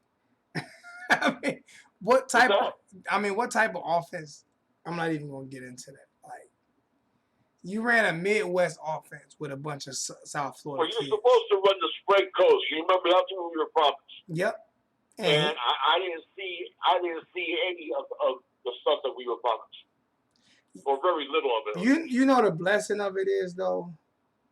I truly believe the YouTube family, um, and the Facebook group really put so much pressure on Miami to where we let them know we're not putting up with this bullshit year in and year out.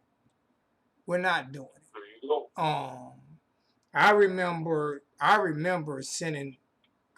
putting out Blake James' number. They called me like, could you please take that? No, I'm not taking down shit. Nothing. I'm not taking. They shut his phone line down. Well, nope. And I got a chance to talk to Mr. Julio Frank, and I love him as a person. He seems to be a great guy, and I pulled it down when he asked me. But I wasn't pulling it down because I thought Mark Richt and his son was destroying our program. And I don't work for the University of Miami. I work for the University of Alonzo K. Oliver. And So, you know what I'm saying? So I'm not pulling down shit until y'all get shit right. And that's well, the free. and at the same time, though, you got to keep it real. You have to be honest. And I do want to evaluate kids. And if we have one of the evaluations that we're doing now is, you guys are going to hear it when it's released, but it's on a group that I'm not go big on. Now, obviously, they're young men, so you don't want to go over the top and say derogatory things about them. But I do think it was a good take on our part. Oh yeah. So I'm going to root for this young man, and I hope he overplays what I see him. But I hope he proves me wrong. I don't think he will. Okay, but at the same time, if you are analyzing, and if people say, well, you're a UM fan. Well, especially, being so obsessed with the games, you have to be honest, and you have to, say what you see. And so there's nothing wrong. And listen, you heard us last year. All the mistakes that Manny made in team management and all those things, I started calling him out early in the year. Yeah. Because I started seeing this, I see guys not putting out 100%. I see the wrong guys on the field. And I'm going, no, this isn't what you've been talking about the game. Exactly. Don't talk that shit if you're not about it. Stop talking. And he wasn't about it. So he talked about this team like if he wasn't. Now, mind you, okay, hopefully it was his first year as head coach. Hopefully he learned the painful lessons because we damn sure learned them from him. And that is, he sounded like he was an innocent bystander. Like he had no control over the team. He didn't have his finger on the pulse of the team. And you hear him say things almost like if he was a fan, having a beer at a bar, talking about, we have a lot of high maintenance, low production players. And I'm going, well, who put up with that shit? Oh, you did. That's right, you did. You were the head coach. Exactly. My thing is, were they high maintenance players? Were they high maintenance, low productive players, or was it the bullshit offense? I mean, my thing is, the offense was horrible. We have issues with the defense. Don't get me wrong. Still a top 10 defense. The offense was horrendous. The offense was horrendous. So, but on top of that, it's like a trickle down type of thing that happens with a football team. If you're making bad decisions or you're letting guys get away with things that you shouldn't let them get away with, that has a negative impact on your entire team. That's how you go from a team that should have beat Florida as the opening game of the year to a team that got shut out by Louisiana Tech. Oh, you mean Shaq taking the wrong angles? First team in 40 years. In 40 years to lose 3 games with favored by more than 2 touchdowns. Footballville in the building. Me and Footballville says, me and Football, that's my brother, love him to death. We got into it about coaching and players. And he was half and half, and I was all coaching. And I'm like, Well, bro, I mean, no, the players. I put it on the players too. I put didn't. more on the coaches because those are the adults in the room. I didn't put it on the But coaches. I put it on the players also, though. You know why I didn't put it on the players? Because when you allow Shaq to come in fat and miss tackles and hit wrong hole, hit the wrong holes, not understand where he's supposed to be at, but then you allow him to be the spokesperson of the defense, and I'm a guy that's on the sideline that know that I can play better than Shaq. I'm like, why are you not holding him accountable? All the stuff that we heard last year, I didn't even hear it when we heard it in January. I knew it was happening just to be outside. I got all this stories about guys, with hangovers and missing, this and missing. All those, I knew that stuff was going on because we could see the lack of discipline and the lack of effort on the field. If you look at, but a coach can fix that. Yeah, like Bubba Baxter, like Bubba missing field goals. Is it his fault he's consistently missing field goals? Or your fault you're not sitting him down and giving somebody else a shot? Here's the thing, Zoe. On every single kicker, and we're talking about, I'll talk about NFL kickers, okay? Guys who get paid $1 million a year to kick. When they get ready to kick, what do you see them doing right before they go kick? They kick 3 or 4 balls into the net. Mm-hmm. Right? What did we see with Bubba Baxter? Nothing. Standing on the sideline watching the game. With his hands in his pocket. With his hands in his little warm up. Why he got a warm up? Why does he have a warm up thing under his jersey in 90-degree weather? Like what the? What are we doing? It's just, I mean, we talked about it. How do you go to a game and you're a coach from Miami that you deal with thunderstorms on a daily basis, and you go coach a game without your place being laminated? Oh my! But Danilo did that last year. That was the funniest shit I've ever seen. I'm sitting here looking at him trying to ring out his damn play sheet. So you don't think the players see that shit? Oh my God! Why are you trying to ring it? The ink done ran, you fucking dummy! Our offensive coordinator doesn't have his places laminated. He's ringing it out. Boy, rain and ink is running all over the place. He was trying to ring it out. He's not a player because he's not in his playbook. When your damn coach doesn't prepare enough to get a places laminated. He should have had a blow dry. So, you know how that goes? I'd have 4 places laminated. He should have had a blow dry so his ass could have got electrocuted. I'd have one in my car. I'd have one in my office. I'd keep one with me. There's no way I would run out of a place that was laminated. That guy. He goes up with a place that's not laminated and it's pouring rain. What kind of like bush league stuff is that? So it's like when we were talking about when Gus Felder was a strength and conditioning coach, that he was missing appointments with players. The players would show up to work out, and Gus wasn't there. How can you be a 350-pound, 400-pound strength and conditioning coach who has not one muscle? Go ahead. How can you be a 400-pound strength and conditioning coach with not one muscle? Well, that's the way he would work the gig. All he cared about was strength. He wasn't doing the conditioning part. Yeah, but your job is strength and conditioning. I know.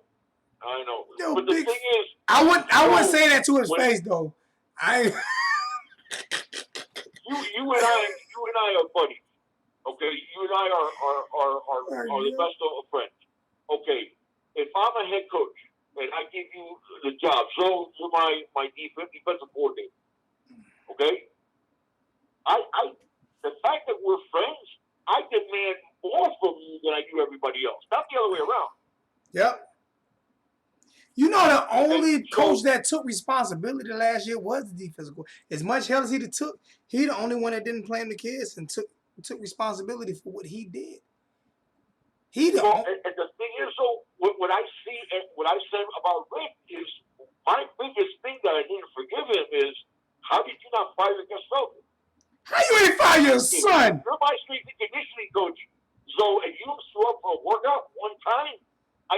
my office. I'm like, that shit better never happen again. How am I Because if letting you my don't son show up, call? you might as well just clean out your office and see you. You remember when Okay, but Rick, let it go on. do you remember when I called that? I got that phone call and I told people that if he didn't fire his son, he wasn't gonna have a job, and people kept calling me a liar. He didn't fire his son. He did not resign. I'm gonna keep reiterating this. Mark Richt did not resign. He got fired because he did not want to fire his son. So he resigned because he didn't want to fire his son. Okay, his son was on the chopping blocks, and so was the running back coach. They wanted those two gone. Okay, Mark Richt decided to be loyal, so that's why he stepped down. Okay, but he didn't resign. I told people, and what bugs me out about it when I got the phone call, and I'm gonna keep reiterating this shit because I got the phone call and I was the first one to break it, so people can get mad at me if I reiterate. I don't give a shit. When I got the phone call, I heard everybody in the background, and they told him flat out, man, fire your son, and what's name has to go, or you won't be working here next year. Flat out, we're not gonna let y'all destroy this program. No matter what, you are not bigger than the University of Miami. I don't care if you donated $1 million. That $1 million you donated was to hire your son. That's what that was for. Now I do commend Mark Richt on stepping down and not charging University of Miami more money. I commend him on that. Correct. Yeah. No, listen. As a human being, you're not going to find a better one than Mark Richt. Because as a human being, he's a good person. He's a man of faith, and you look at all the years he's been in college football. Nobody ever could say anything that he ever did anything unethical or So I have the greatest respect for him as a person. My problem is this: if if you teach people welding and you manage like that's your job. When you bring somebody in, so you're expecting him to want to do the job the best possible thing he can do every single day. So that's the standard that you're going to set. Yep. I don't understand people getting a job where that's not their standard. It's like, how can I put this? If I know I'm not going to judge you as a football coach. I'm not going to judge you solely on your production. I'm going to judge you on, are you maximizing your abilities? And until you're giving me everything that you have, whether that be a role player, special teams player, or my superstar quarterback, if you're not giving me 100% of what you have, my job as a coach is to keep my foot in your ass the entire time until I get that 100% from you. You know the bad thing, though? You know the bad thing, big dog? And I'm going to hate to admit this. John Richt was a better offensive coordinator than he knows. No, it's that's the thing. That's the thing that I don't get. I don't get with guys that you hear and whether they're player or coaches. I don't understand that mentality of, because the thing that I said about the players is this, is football's a game that's made up of a lot of individual battles. In order for me not to put out, that means I'm allowing some other guy to dominate me. Yeah. And I don't need a coach to get me to not get my ass kicked. Yeah. And that's the thing. That's the part that I just hold the players responsible for. But at the same time, the adults in the room, we're holding them to a standard. And holding them to a standard isn't talking about it. It isn't holding a press conference and putting your mean face on and trying to act like a head coach is supposed to act. Well, when you do that, when it's a Wednesday practice and there's no cameras around and there's nobody around except the players and the coaches, and you tear off into somebody's ass. I'm gonna read. Listen, there's three types of players. There's players that need a pat on the back. the ass, and there's players that need to be left alone. But we have a. And you have to find out with each and every player on your team what button is theirs, what their button. We have to have a value system though, where players trust coaches, Absolutely. and that's what we didn't have. I'm gonna that read some. football field. If I'm the head coach, that football field belongs to me. Yeah. Because I decide who gets on that football field and who doesn't. And if you want to get on that football field with me as a coach, you're going to give me everything you have. Because I'm not going to take anything less.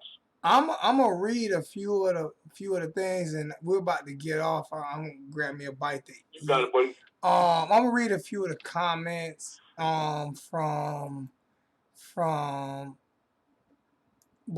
right before you got on. Or right after you got on. Yeah, I'm not on, so I'm not seeing the comments. No, I'm just reading a few of the comments. I'm gonna read a few of the comments. If I can find some, it was something that I wanted to read. Is that big? Yes, that's Big Dog. That's most definitely Big Dog in the building. John Shields, State of Miami.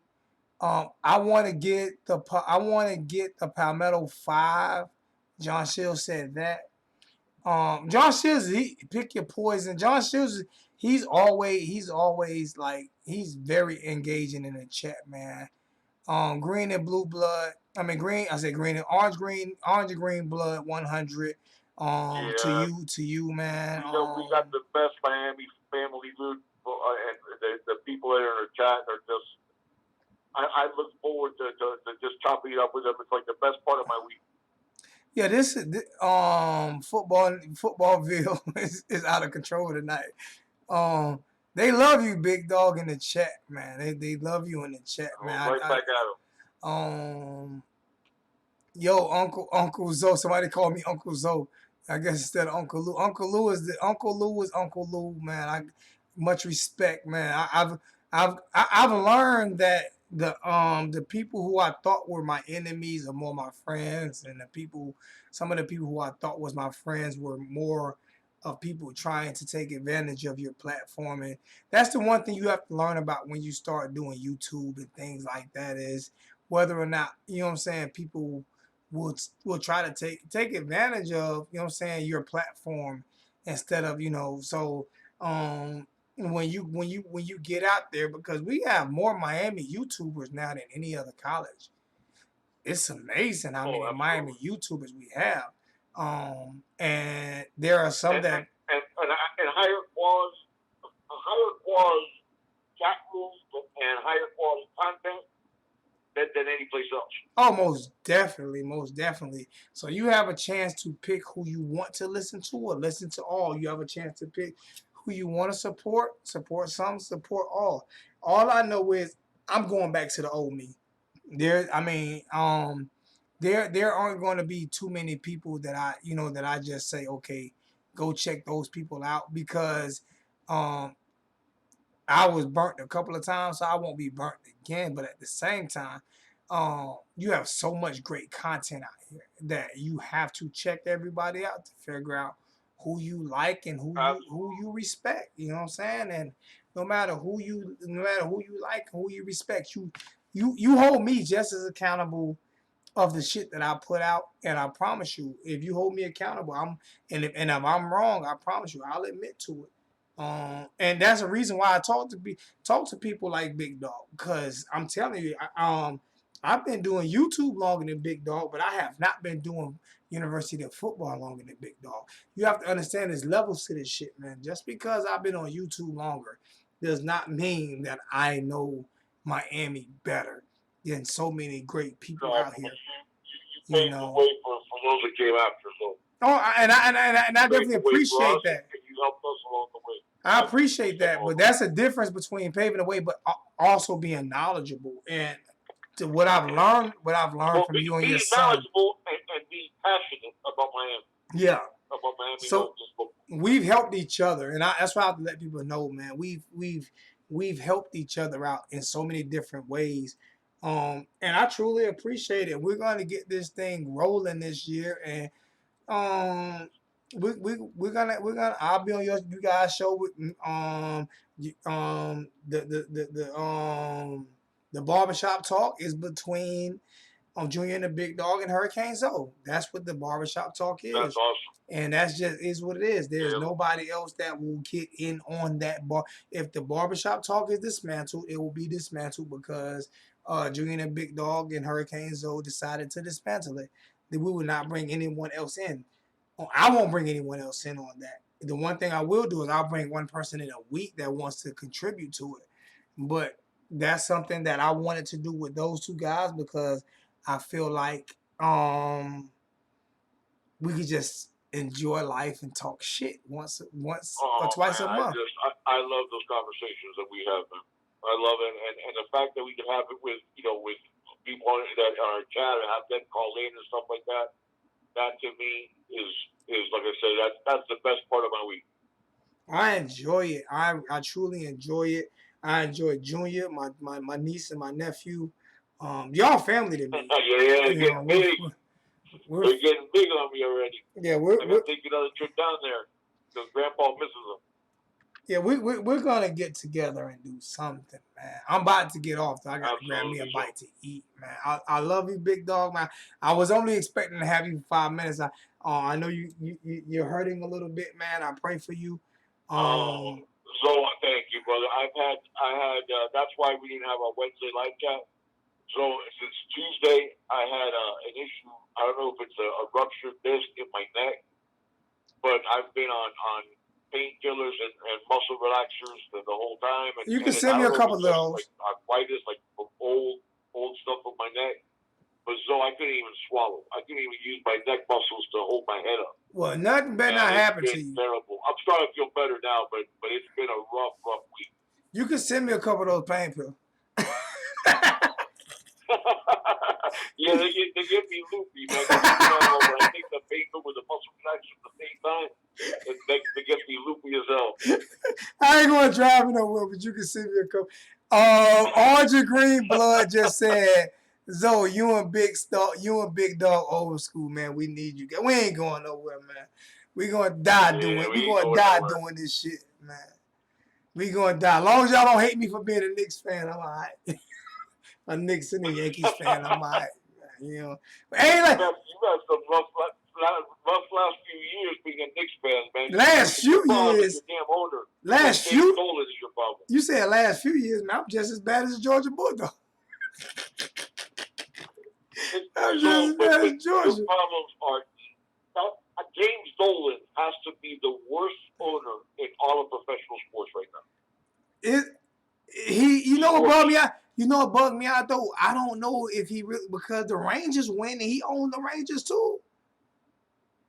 Yeah, that's true.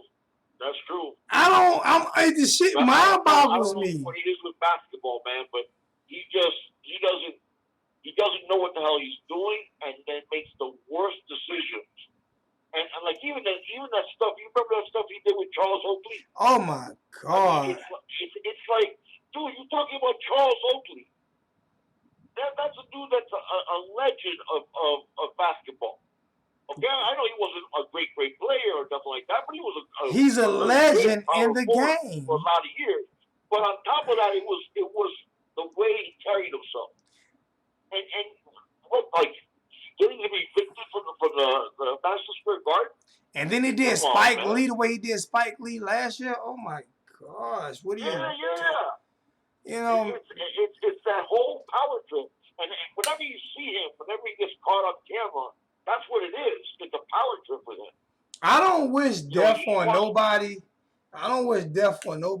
But if somebody needs to get the coronavirus and get sick enough to where they live but just can't do shit no more. You ain't good, man. you gotta remember when I was born in '65. So when I first got into sports, it was early '70s, man.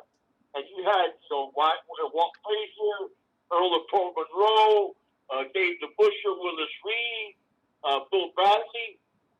So it was actually I remember DeBusschere really well. I remember Bill Bradley's the toughest Nick ever. Willis Reed, obviously, I remember him, the famous game coming off the starting the game off with a tore up knee. And then he didn't play all that well because he had to come out of the game. But the Knicks went ahead and won it. And I remember the Knicks being that good. And then afterwards, obviously, in the 90s, you had Patrick Ewing's teams, and the Knicks were always good. But man, these last few years for Knicks fans have been terrible. You know what? Good thing is we getting some good young players. Orange and Green Blood said, "Love you, big dog, man." Don't love him back and say, Cohen. It's all about the you for Cohen. I tell you what, Big Dog always give me props, man, about being the guy who like kind of started. I didn't even know I didn't start really. I started YouTube Live, but YouTube was, was all about U83 and Kane Shades. I just was the first one to go live. But like I said, it's level. I keep saying it's levels to this shit, man. There is never, and I think, I think. And you know, I'm gonna keep doing it, embarrassing you in public, because I know you don't like me saying it all the time, but it's the truth, man. You reached out to help us from day one, and they never wanted anything for it, and all you did was help us before we even got to even know each other.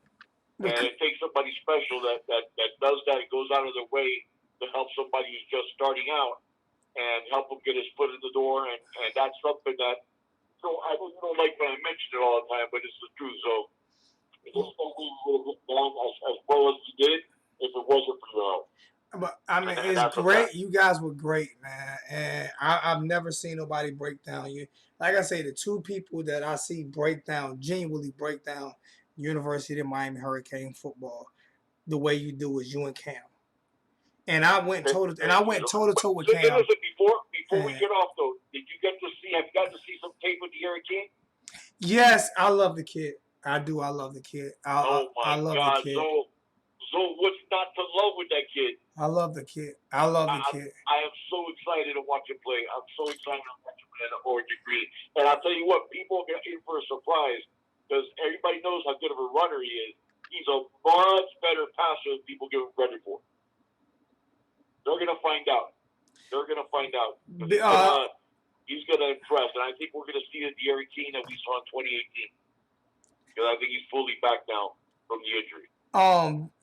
Another great compliment from Orange and Green Blood. Big Dog has the highest character rating ever. The man is a gem. I'm telling you, I don't look up to too many. I don't look up to too many people.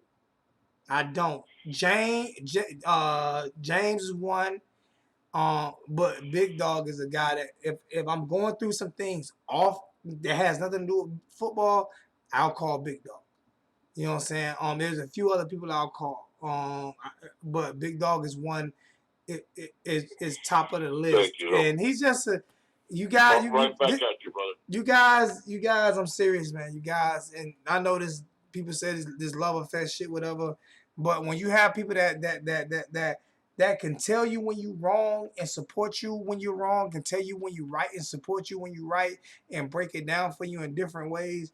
Big Dog is genuine, and Big Dog is sincere, and he is a lot of wisdom. It's a lot of wisdom with this young man, and he's not that much older than me, but he's definitely wise, and he's been through things in life that will educate you and help elevate you, as long as you are willing to listen. So I most definitely respect him as a big brother. Well, always. I had to gain some wisdom because Lord knows my body is broken down to all hell. So it's just God trying to compensate and give me a little bit of wisdom to make up for being tore up from the floor up. I can tell you this here though, man. We like someone told me, I'm gonna give you your flowers while you're here. You understand? I'm saying? I'm gonna give you your flowers while you're here, man. You know what I'm saying?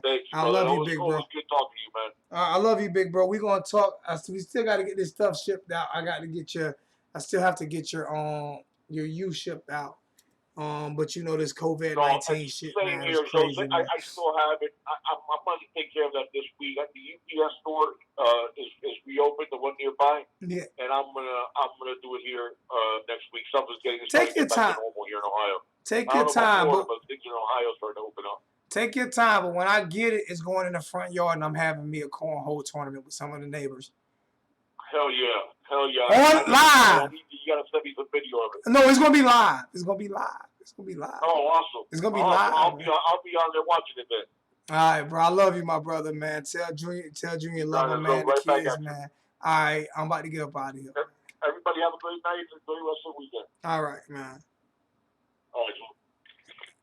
All right. Hey, man, I appreciate it, man. This was fun. It's 10 o'clock. We did an hour. We did 2 hours, actually. We're at 2 hours exactly, man. I wasn't expecting to do 2 hours. Listen, man, I love you guys, man. I enjoyed tonight's show, and it's not the last one. Like I say, went through a lot last year. I went through a lot last year, so it made me grow as a person and as a human being, and being able to talk to people offline. You know what I'm saying, and grow as a person. And let it know that I got to be who I am. I can't be who people want me to be. I got to be who I am, period, point blank. So it is what it is. And if you guys can see,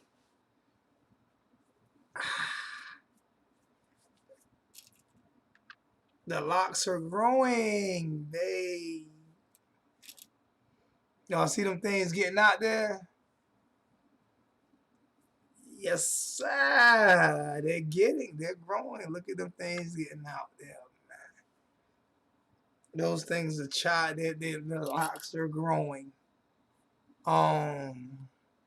So I'll be ready for the football season, man.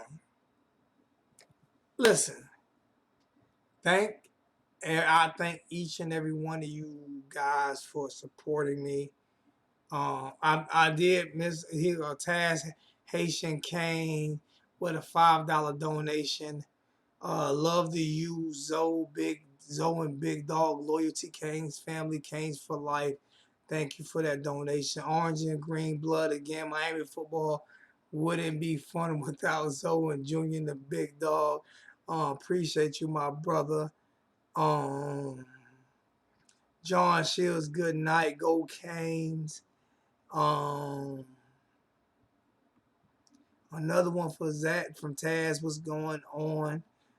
M. Turner, sucks. John Hancock. In all fairness, Enos didn't have a laminated play sheet because he was just making plays up as the game.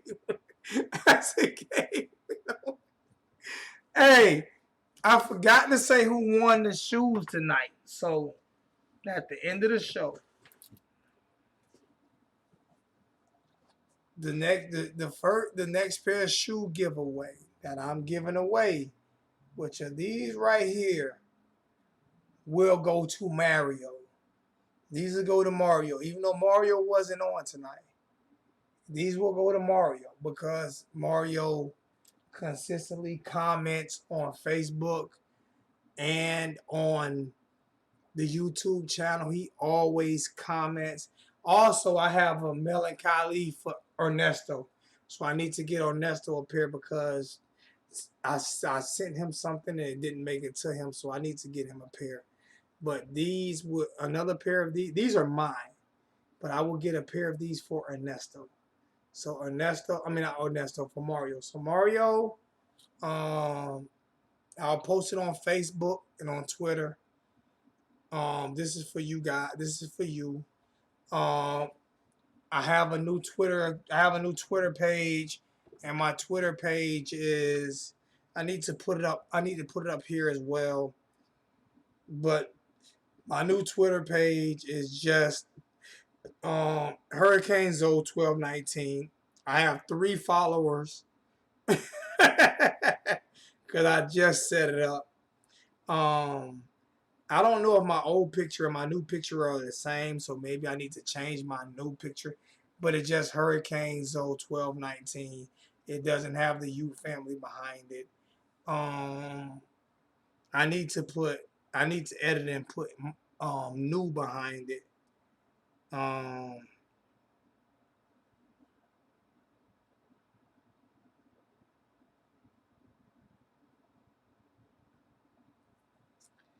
So it's Hurricanes 01219. It's the new page. So it says new page behind it. So you guys come hit me up on Twitter so I can start doing some more Twitter. Hey, I love you guys so much, man. Thank you so much for following and for being in the chat. Thanks for the donations tonight. And we're gonna be out here, man. We're gonna be out here. We're gonna do some things. All right, man. Love you guys, man. Hit me up on Twitter. Hit me up on Facebook. And let's grow. I've lost, I think, like 100 subscribers, but I haven't been on, so I'm surprised I haven't lost like 500 subscribers. So I'm actually blessed. So, like I said, I love you guys, man. And I am now out of here. It's my lock scroll.